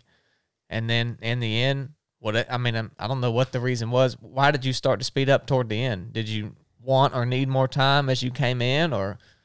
It was, so we'll get to that. Okay. It was time. It was part of some advice Chili had given me. Okay. Yeah. I know what that was. And so I'll say too, one thing that was, last year, it was really the case that people were not thinking you were much to be reckoned with when you came in late. Because, people knew who you were, but some people didn't. And they were thinking, oh, this dude's he's been in the back all day. And that was when it really, I think, was catching people by surprise. And this year, I didn't think that was going to happen because I was like, well, they know Chad now. That's his style and everything. And I swear some people. No, they still did it. Yeah. Yeah, they would still think, that's what Chad's a good runner, but I've sure enough trained this time. He ain't trained like I've trained. He ain't. That's probably true. Oh, yeah. But, well, I don't know about that. Depends on what you're talking about. You've talked about your preparation. Training goes beyond just a few hill repeats. Just remember that. What do you mean by that? Well, some people think that all you need to do to train for this race is, run up a hill a few times, get your miles up. It just goes beyond that. I mean, that could be a whole podcast in and of itself. It'd take a long time to explain that. Chad's trained for this race for 33 years. I mean, yeah. So the pale horse started to ride. Do y'all understand? I had a plan that I knew would work. That we just talked about it, coming in at the back every single time with, 45 seconds to a minute and a half to spare. That's it. I knew this plan would work. But y'all understand how hard it is to run in the back for that long? How hard it is to continuously execute a plan that you know is going to work, but it requires you to be in the back over and over and over and over again. I mean, there's a lot of times that I just want to see some new people. I want to go up and hear what they're talking about up front. You know what I mean? I want to see what they look like, this and that. But I had a plan that I knew would work, and I had to be patient enough to let it happen. Patience was the key component. Absolute key component. It's what won the race. Long suffering. Yep. It's what won it. Yeah. Do you have a plan that you know will work, but you get in a little bit of a rush? It might all fall apart. Yeah. Execute the freaking plan. It's a good plan. Plan your dive your plan, execute it perfectly over and over and over again. And before you know it, you're going to look around you and you're going to say, is there nobody else? Mm-hmm. It works. Somewhere in that second 24 or that second 12-hour one, I think is when you came in and you said, all right, we need to get this running. I don't know. Maybe that was no, I guess it was somewhere in there where you said we need to get this thing efficient. That would be getting up into the wee hours of the morning, probably. Yeah. When I came in and, the field was dwindling down. Yeah. I was seeing a bunch of new faces back there with me. I knew there were a bunch of people. I had been yelling at the runners that night saying, all right, boys, this is where we separate the wheat from, or the chaff from the wheat, right? This is where this is where we separate it. Yeah. And so that separation was happening or had fairly progressed. And that's when I came in and told you, all right. And I also, another reason I told you that is because Greg was still in. I saw how strong Luke was. And Luke has a great resume. I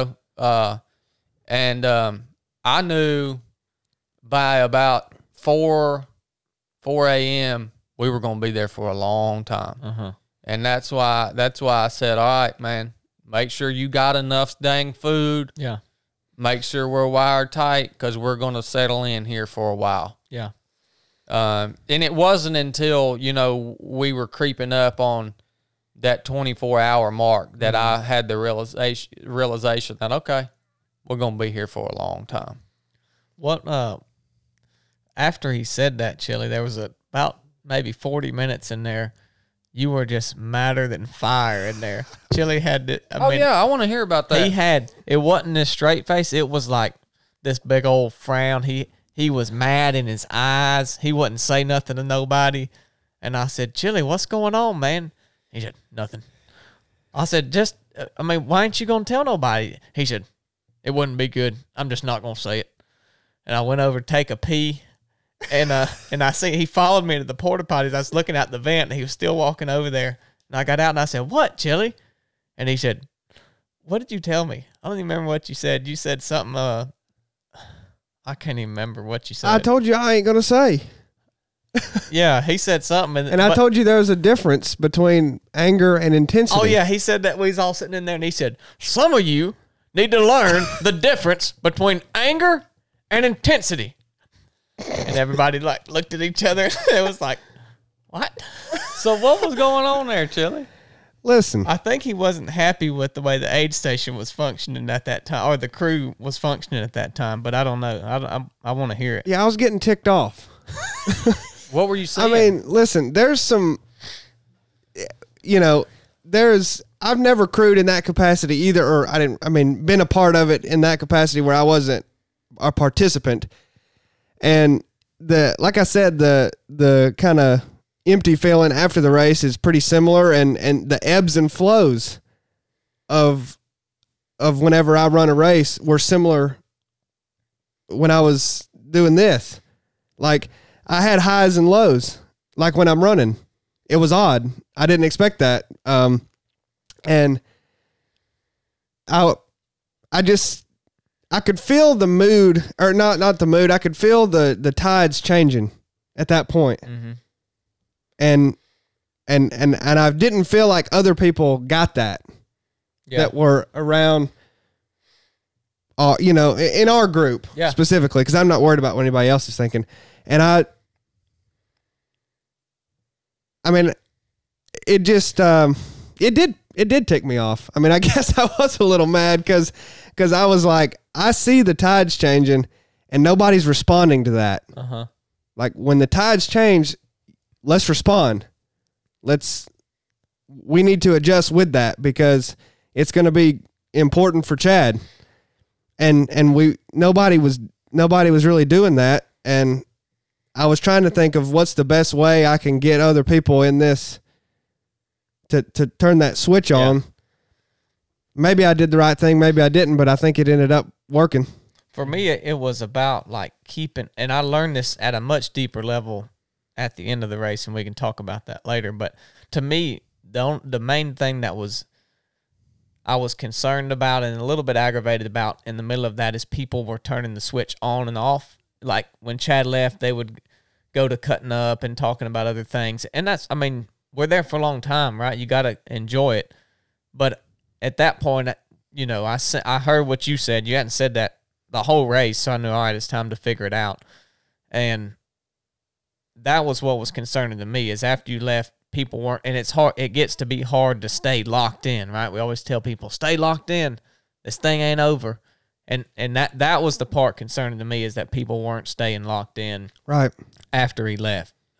But well, to be honest with you, I had started feeling that a little bit before you even came in and said that. And I kind of just said a few things, like kind of putting it out there, but it wasn't enough to, I guess, get people to understand. And then you came in and said that, and I was like, doggone it. It's gotten to the point where I was pissed that you even had to say something. So things needed to change, I felt. Chili's very attentive to the other. He's able to tell we already know he's the director of prophecy. He just won't tell anybody what's coming. He keeps it to himself. But he knew what was coming before a lot of things even happened. Isn't that interesting? It is. Yeah. I've got a good video of him talking on there. Maybe I'll put it up on YouTube. Well, what did y'all, when I told y'all to get everything wired tight, what did that mean to y'all? What did y'all do? Did you have any idea that we were going to be there as long as we were actually there? When you said that, I thought that you had really started seeing some things breaking down, and you knew that we were going to be there for a while, but that,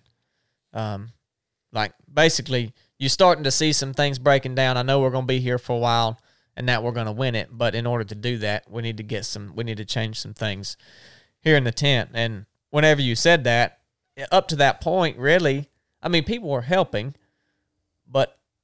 and it's my fault, but I was doing most of the stuff myself. Like, if I needed something, I would just say, hey, do this. But when you said that, I thought, all right, well, we got 5 people in there, or however many it was.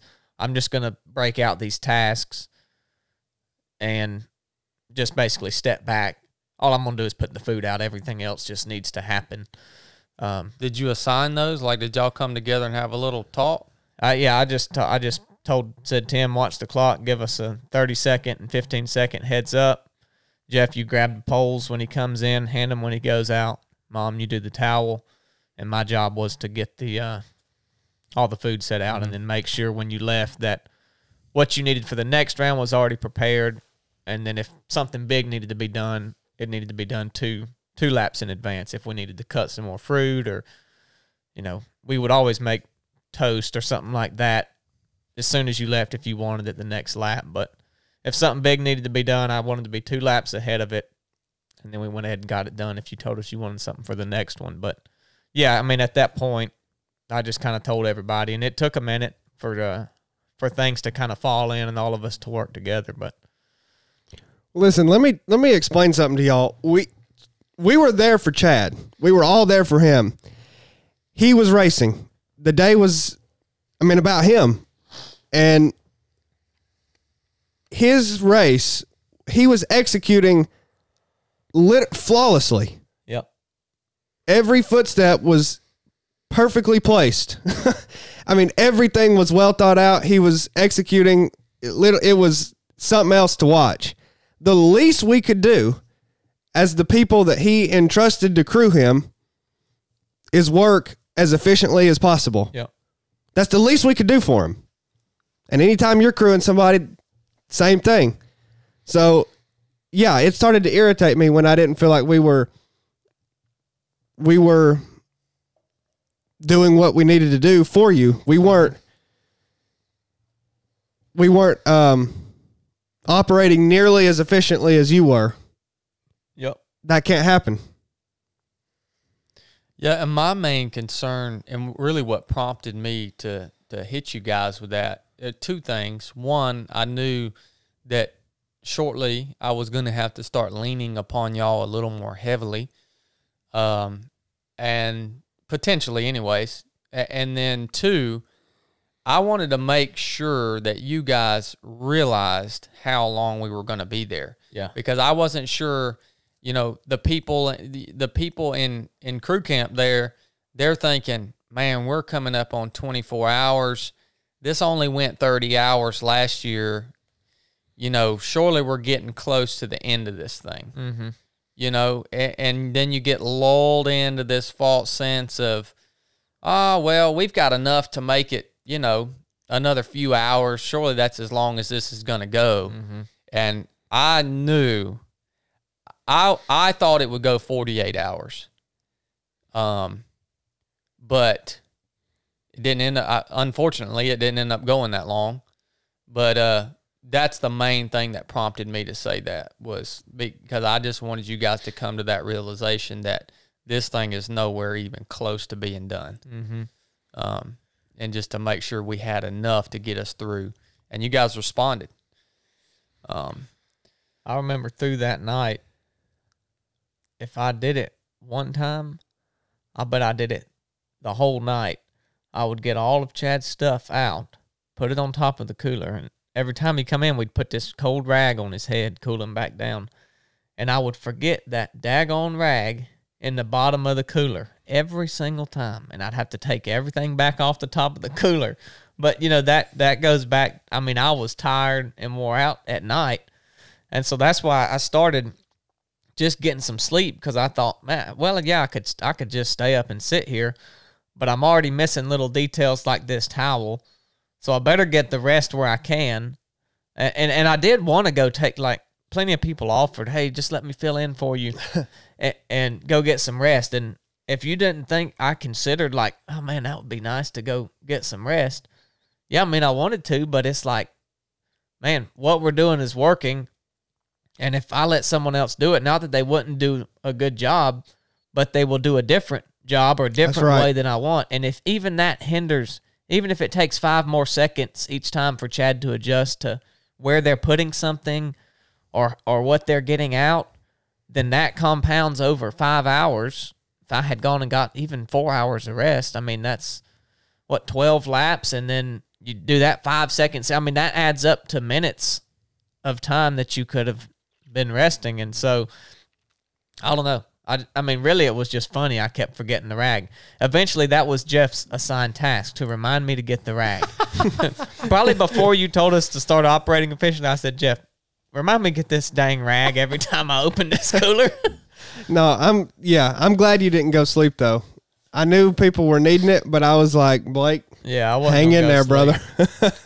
No, they was, you know, we talked on the way home about so much goes into this, like all the time spent to get up to this race, and and you just got to remind yourself, dude, we're here for only this amount of time. Yeah. Just stay locked on, like we talked about earlier. So I use that same thing, man. I'm thinking we've worked for 3, 4, 5 months for this day. yeah, You get this one shot.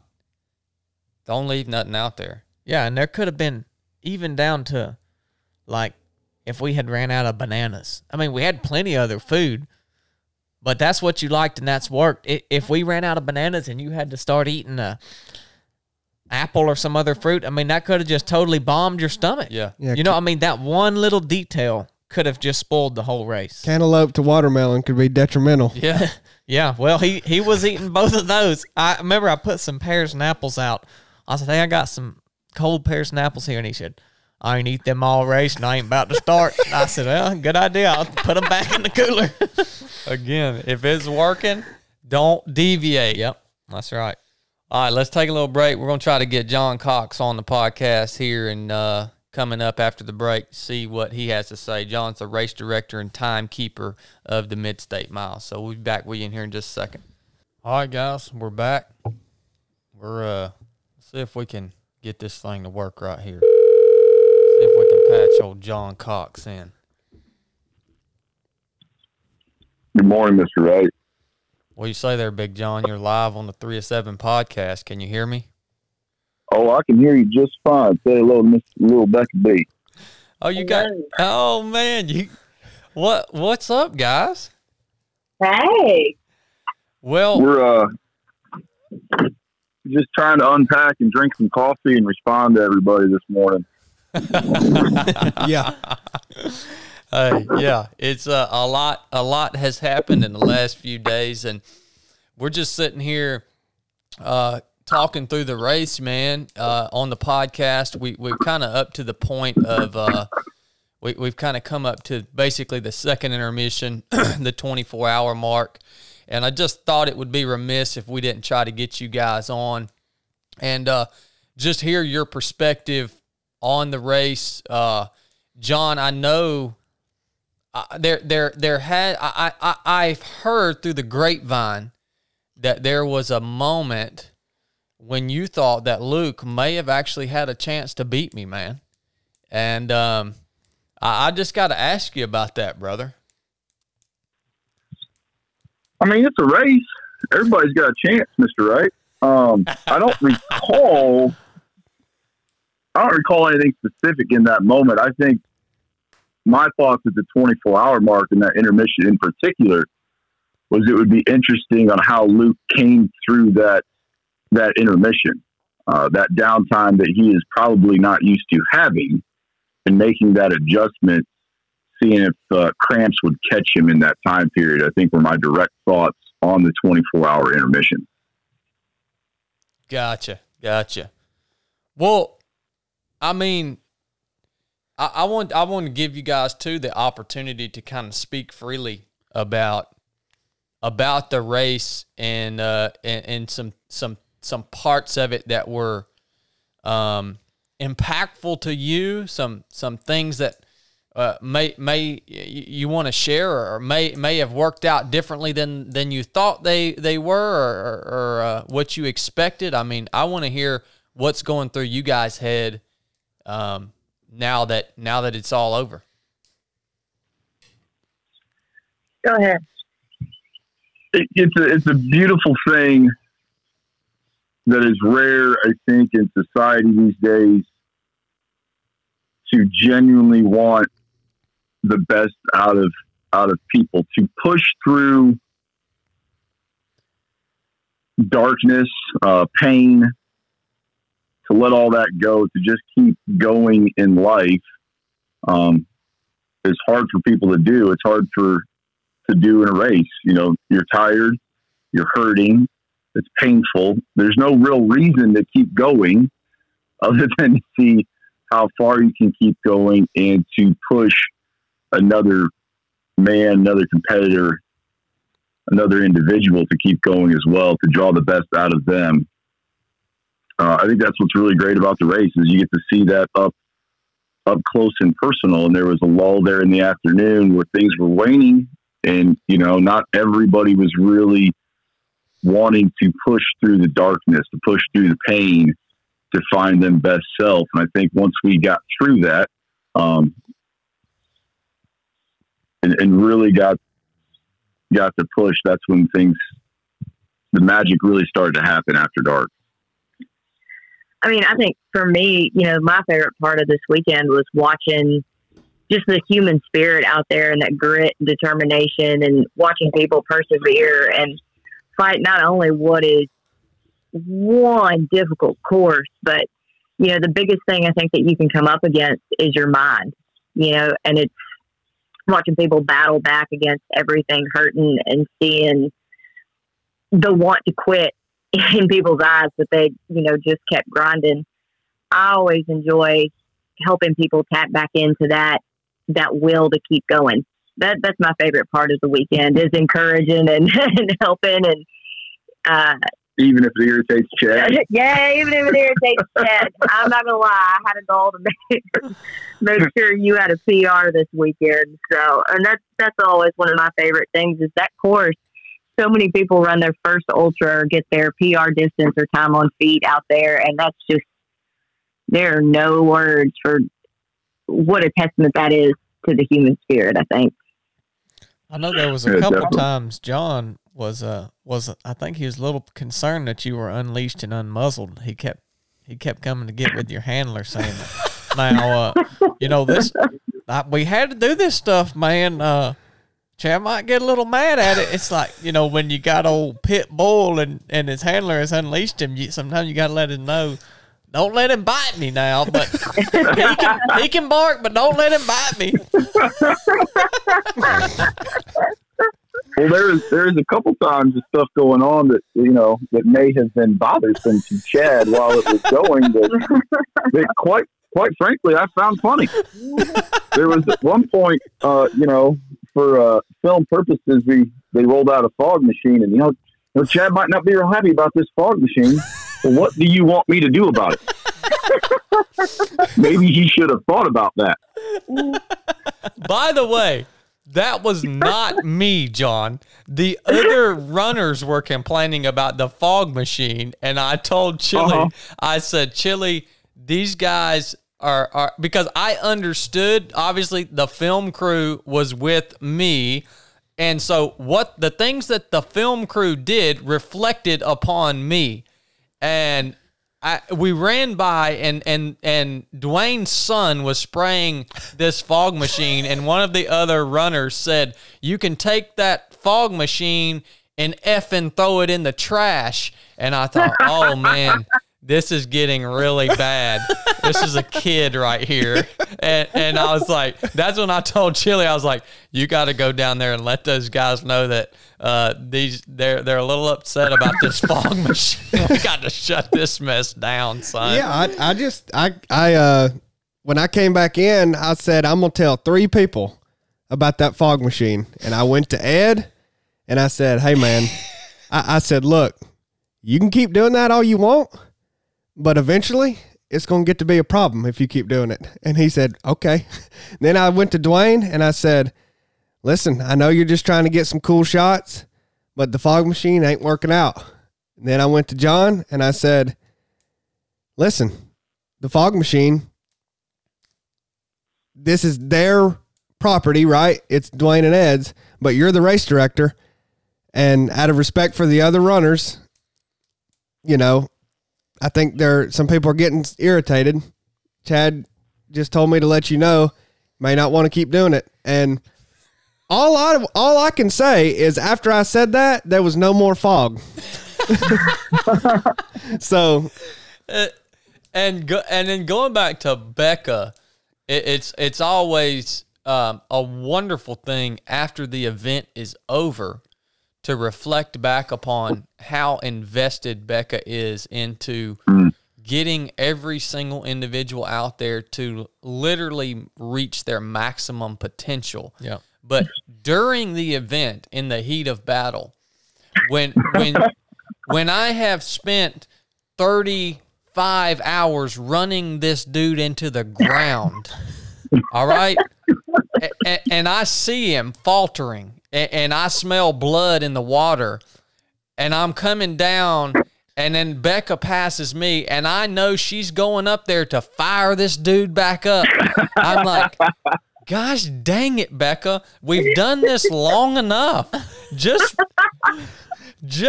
follow me into the corral. Like, Can't do it. Can't do it. Wasn't over. I know it's not in my DNA. I can't. I was laughing. And I was like, I know Chad is so tired to see me go back there and talk to Luke.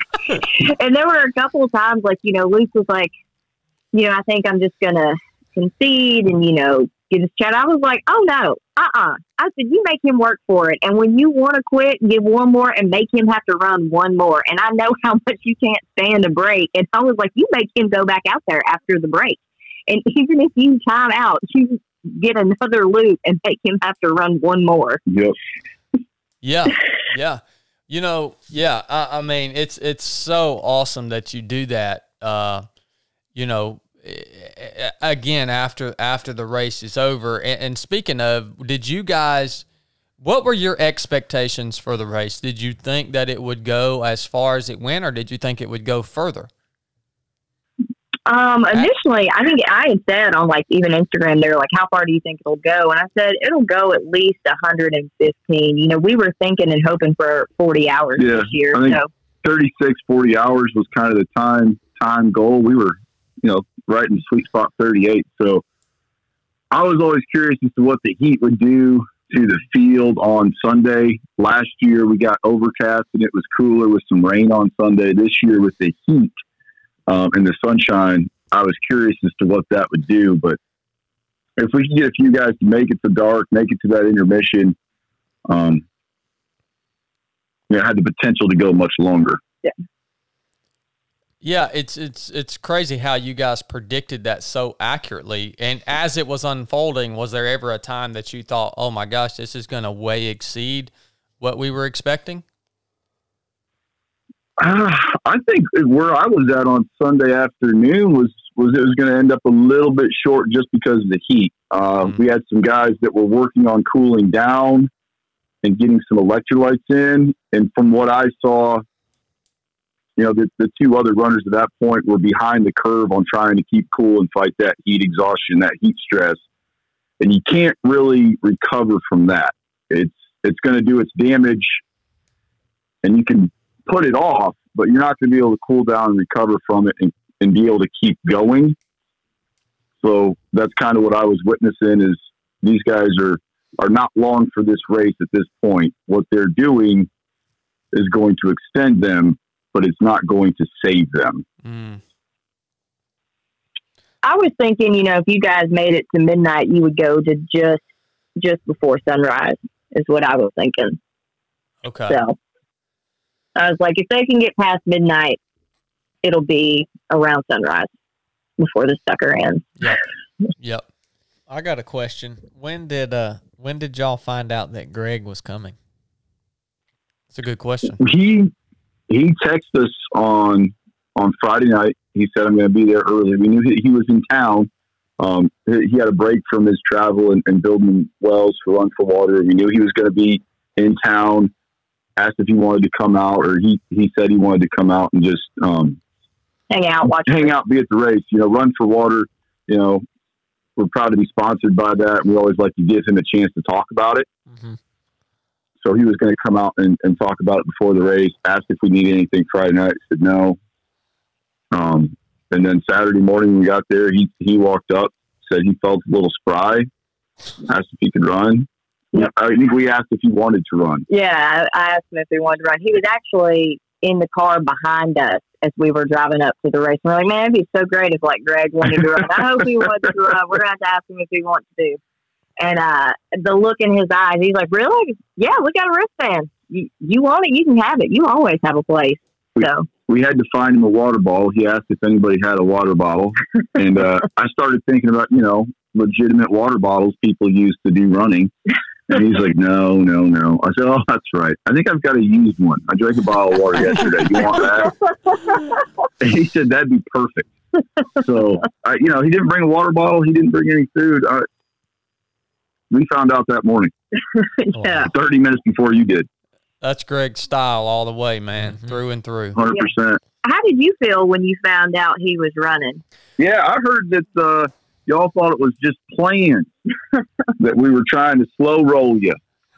Well, it really added to the story, without a doubt. And how did I feel? I mean, I would be lying to you if I didn't initially say, "Oh crap." Oh man, because I know what the man's capable of, and I know for a fact he's going to give it his all. Which again, after everything's over, you appreciate that, but when you're about to go into it, and like we talked about earlier, I had made up my mind. I had to win this race. I had no choice but to win. So I knew it was likely going to prolong my suffering. It didn't work out that way, but that was the most likely thing to happen. But then I got to thinking, and I thought, if there's anybody I would want to run against down just in the final laps where it's just me and one other person, it's Greg Armstrong. And once I settled on that thought, I was cool with it. And I didn't get to spend much time with Greg at all. I thought that I was going to get to spend some time with him there at the end, which I would have greatly appreciated and enjoyed because he's always a wonderful person to hang out with. But, that's kind of where my head was at. Initially kind of shocked, but then settled in on the thought of, well, this is great. And on that, last year, I would say for most people, the most defining or impactful part of the race last year was seeing Greg, giving everything he had to the point of collapsing across the finish line on his final lap. And it was very well defined and captured and this and that. I think this year, that moment, that defining moment, hasn't really been articulated yet. And, I just wanted to ask you guys, what was the defining moment of the race for you guys? Whether it was somebody that went out early on or later on or whatever. Is there something that really sticks out for you as the defining moment of this year's race? I'll say for me, that Danny kid, man, Danny, he battled for hours, it seemed like. And when he would come through, off that first downhill, it was almost like a drunk walk is what it looked like. And the thing that I loved about him, like you could tell how much pain he was in and how much suffering, but he never gave you that feeling of, oh man, this poor guy, someone shoot him and put him out of his misery. There was no desperation. It was, you could feel his grit and determination and his energy just radiating. It was standing at those crossroads in that darkness and watching that boy and what his legs were trying to do that was incredible. Yeah, I think from a racer or entrant perspective, my immediate thoughts went to Danny and his continued push through the night up against it. His eyes were glassy. He was kind of out of it. His crew would give him some water, give him some food, and just kind of push him back out. And he just kept doing that. I'm sure at that point, I don't know how cognizant he was of his ability to not win that race. Because there was no hope for him winning that race. But to continue to push to his absolute limit, it prompted Becca and I to come up with a Forrest Sanders Spirit of the Race Award for that kind of individual, that kind of performance. Really, that's what it's all about for us. But as far as defining moments go, it's the stories, hearing the crews talk and meet each other and come back and watch, and the community around the event, the people that are there, the love that it inspires, the community that it builds. It's not just a race. It's not just about who can run the farthest. It's about who they are in the process of trying to figure out what that is that defines it for me. So seeing that unfold, seeing the field filled with campers the night before. That was the best. To know that it's an event that's bigger than a race, and it's much bigger than just Becca and I. How the whole weekend started was incredible. You can't. Yeah. With Jason, that was. Yeah, if there is a defining moment of the race itself, it's baptizing Jason into the Brotherhood of Christ the night before the race. That's what it's all about. Yeah, and what's and on that note, there were a couple people that came up to us this weekend that they didn't run last year, but they followed along and they watched the moments with Greg and that defining moment, and they shared with us that last year things were really rough for them and they were thinking about taking their life, and that race and watching that inspired one of them to just take up running, and that has literally saved their life. So for two people that, we don't know, to have just, seen that video and for it to have had that reach and impact to keep two souls here on this planet, like that's, and those are just the stories that we know. Those are just the people that came out this year and wanted to share that. And one of those people actually ran the race. Yep. So. Yeah, I agree 100%. And I love the idea of the new idea of the award that you're going to come out with for next year's race. That's really awesome. And let's see. I had a conversation with you guys at the beginning, Friday evening, and just asking what's your predictions for the race. Your answer was a lot of hurt feelings. Did you guys see some feelings get hurt out there? Oh yeah, we did. There was some people that need to apply salty britches after the race to please their hurt feelings. Oh yeah. And especially like three of those guys, we love so much. And it was hard to see that. It was hard to see your friends hurting and know that there's nothing you can do to make it better. They know it's on them. They know they did it. And, and it's just crazy. Like another moment, like Tim Forbes being out. Like no one saw that coming. Yep. No one saw that at all. We just looked up and we're like, where's Forbes? He was no longer in this thing. This happened. No. That's the... and I got some hurt feelings. The whole deal. The hardest part of my day is ending somebody's race that can physically keep going. They just can't do it in that 20-minute time limit, or won't do it in the 20-minute time limit anymore. They're physically capable. They have so much more to give. To end their day is not enjoyable for me at all. Yeah. But it's necessary for the process.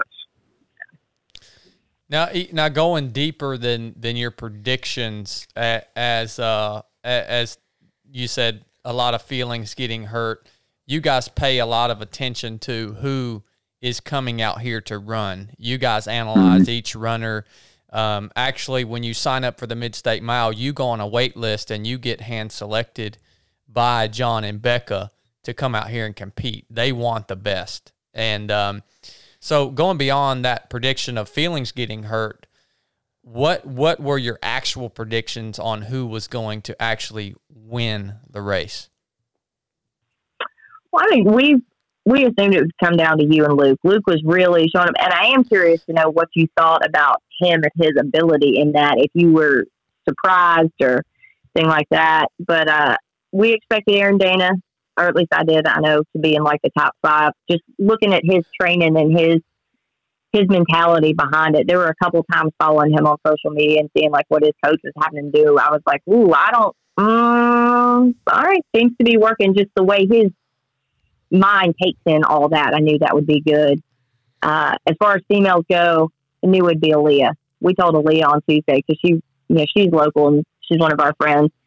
It was a beautiful thing. We told her, listen, Aaliyah, you'll be in this until you make your mind up that you don't want to be anymore. I said, you'll see that sunrise if you want to see the sunrise. And the look in her eyes to see how much we believed in her. Yeah. And it was like a switch. And, she was out there and she was really, physically, she was fine. She was just mentally tired, didn't want to, do it anymore. And she was getting so mad at me for not letting her quit. And I said, it's a scary thing to realize how strong you are. It's scary to have to stare at your potential and see how tough your body is, and that it's willing and that it's your mind that's giving out. Yeah, shit. Leah was getting the full benefit of Becca B right there. Yeah. Oh, I know. And if I think Becca tries to figure out who's going to win more. I think when I look at the individual and try to figure out how they're going to win, what they're capable of. I genuinely believe that most everyone can win this race. I try to look at who's coming and believe that they can win. No one saw Mark Holcomb coming. Yeah, Mark Holcomb. Well, I don't think anybody saw Mark Holcomb coming at all. No, I didn't. He was the sleeper, man. He was. I told you there was going to be one. Yeah, it was him. But I try to believe that everyone that enters can win, and then there's certain people that I advise not to bet against. Yeah. I would not bet against Chad Wright. No.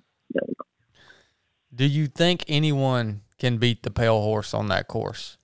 Do you think anyone on earth can beat the pale horse on that course? Oh, man. It seems impossible.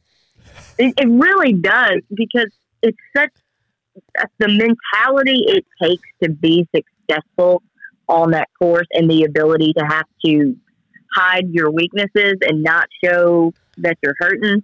I mean, it's such a mind game out there, and you are clearly quite good at playing mind games. It was fun to watch that the entire time.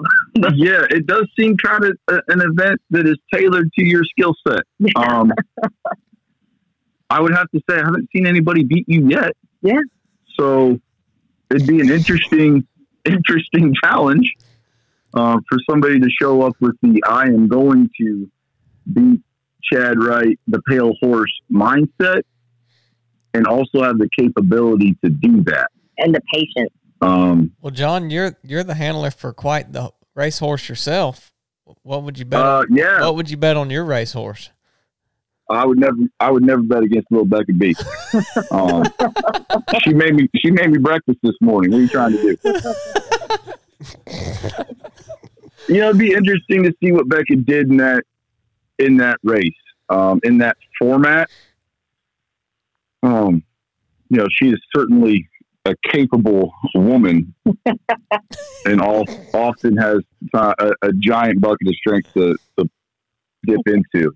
So it's not another event. It's not another race. It's not another last man standing. There's so many different things that go on to make it different. It's a unique challenge. It's one that obviously suits you very well.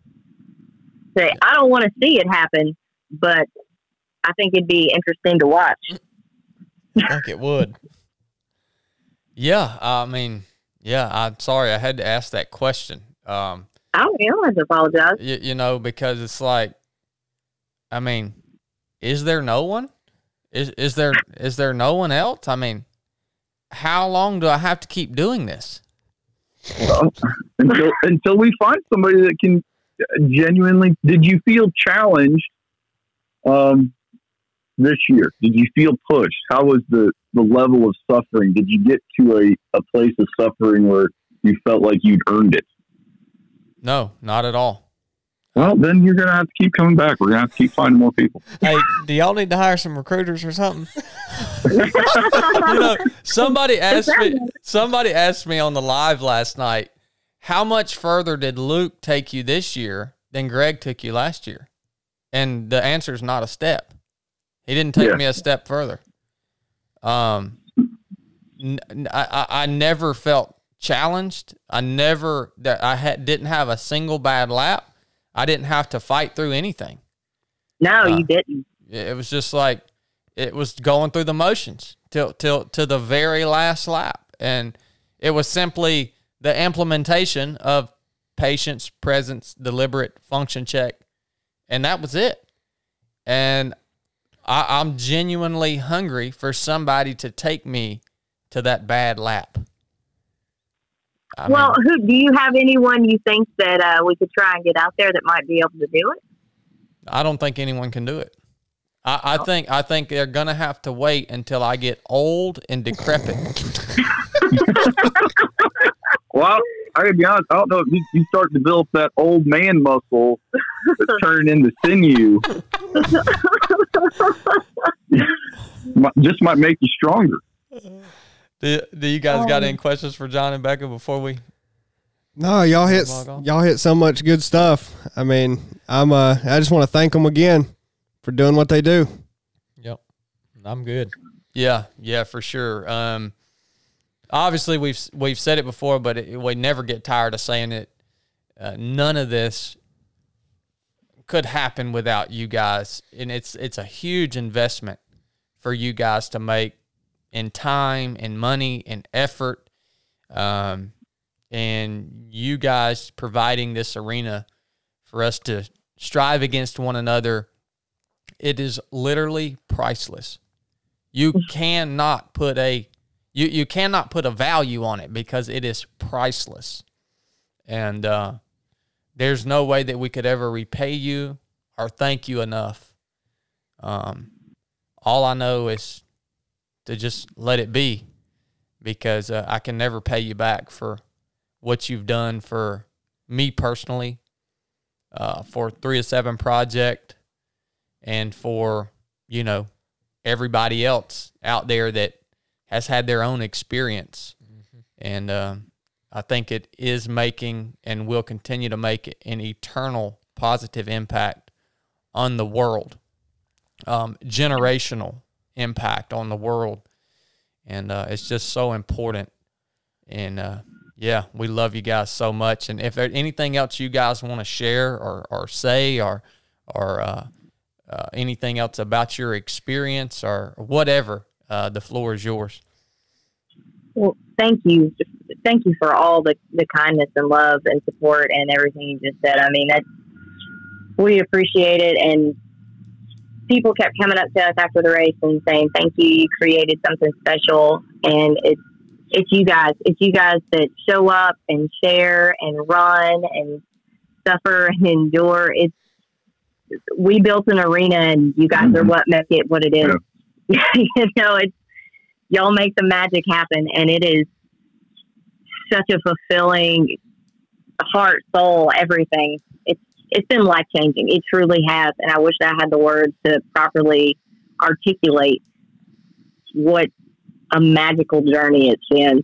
And seriously, y'all's unwavering love and support is just, it has literally changed our lives and changed us for the better, who we are as people. And that race, it's not even a race, that family, that mid-state family there's nothing else like it. And I cannot wait to see the full ripple effect, just what it does and how it impacts the world. What do you got, babe? Yeah, thank you. Thank you so much, and you're welcome. We put the arena out there. That's all we can really do at the end of the day is give people the opportunity to give their best, and their best is all we need in return. It's not for anything other than that. So it's an honor to be there. It's forced Becca and I to grow. It brings the best out of us. It brings the best out of us as individuals and together as a couple, as race directors. We're continually inspired by the people we see We want to be better for y'all, and we're so grateful, for the 3 to 7 project and impacting our lives, and that you're willing to see what we're doing, embrace what we're doing, and share that message. It's just the arena. It's your race. It's everybody's race. You're the ones that make it what it is. Mm-hmm. We can't decide who's running. We can't decide who's going to sign up or not sign up. We can't decide, how long it's going to go or how much hurt someone's willing to go through, how much suffering that they're capable of enduring. We can't decide any of those things. We can't control the weather. All we can do is say that, Father's Day weekend at 8 a.m. on Saturday, everyone is going to have an opportunity to see exactly what they're made of. Mm-hmm. Mm-hmm.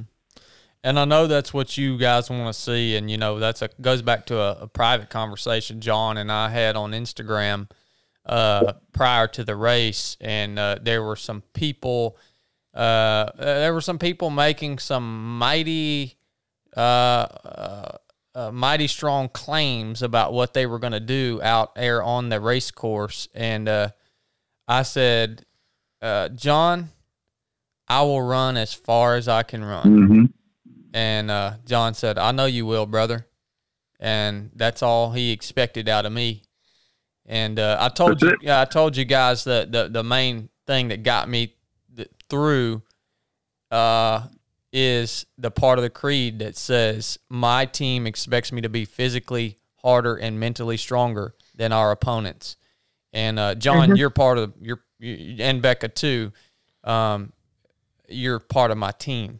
So yeah. I'll continue to give that to you guys because I owe it to you. So love it, guys. When is Tennessee Mile?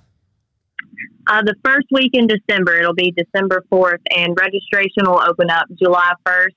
And with that one, everyone will also go to a wait list, and we select the people who have ran Mid-State first and the people who have ran Tennessee Mile. Anyone who supports us, we want to show them the love and opportunity to be the first ones on the list. Yeah, this is a family, and we're loyal to our family. If you want to get into Mid-State and you're worried about it, start signing up. So one of the easiest ways to get in is to run Tennessee Mile or run Mid-State before. It's a little late to run Mid-State this year, but we're going to have a race in December. It's a race for everybody. There's a lot more people that we have room for in that event. So yeah, that one we can really open up. And this year we're going to open up a 40-hour in that one to give people the opportunity to hit 100. Wow. Suffer longer. Wow. So what are the times for the Tennessee Mile is a timed event. Yeah. See how many laps you can get in a specific amount of time. So what are people's options there? We'll have the 40-hour, we have a 24-hour, a 12-hour, a 6-hour, and we're going to do an 8-hour night starting at midnight. Okay. All right. So a ton of options there for you guys that want to go out and experience what this course is all about. And Jon and Becca, like they said, their predictions were a lot of hard feelings. And I've seen a lot of hurt feelings. And I've seen some comments say, not all miles are created equally. So you cannot have appreciation for the conversation that we're having without going out and doing your loops on that course. You just can't appreciate this conversation. So go sign up, join this community, support Becca and Jon however you can. They're doing great things. They're going to continue to do great things. We'll attach their Instagram handles in the show notes of this episode. So we just can't thank you guys enough for taking the time out of your day to come on here and share at least a small portion of your perspective on the Mid-State Mile 2021 race. We love you guys so much. We'll be talking soon, I'm sure. And if you want to hear more about my perspective on Luke, because I know, Becca, you asked that question earlier, you'll just have to listen to the rest of this podcast when it comes out, because we're going to continue this conversation after we log off with you guys. So we'll talk plenty. We'll talk plenty about old Luke here in just a little bit. It's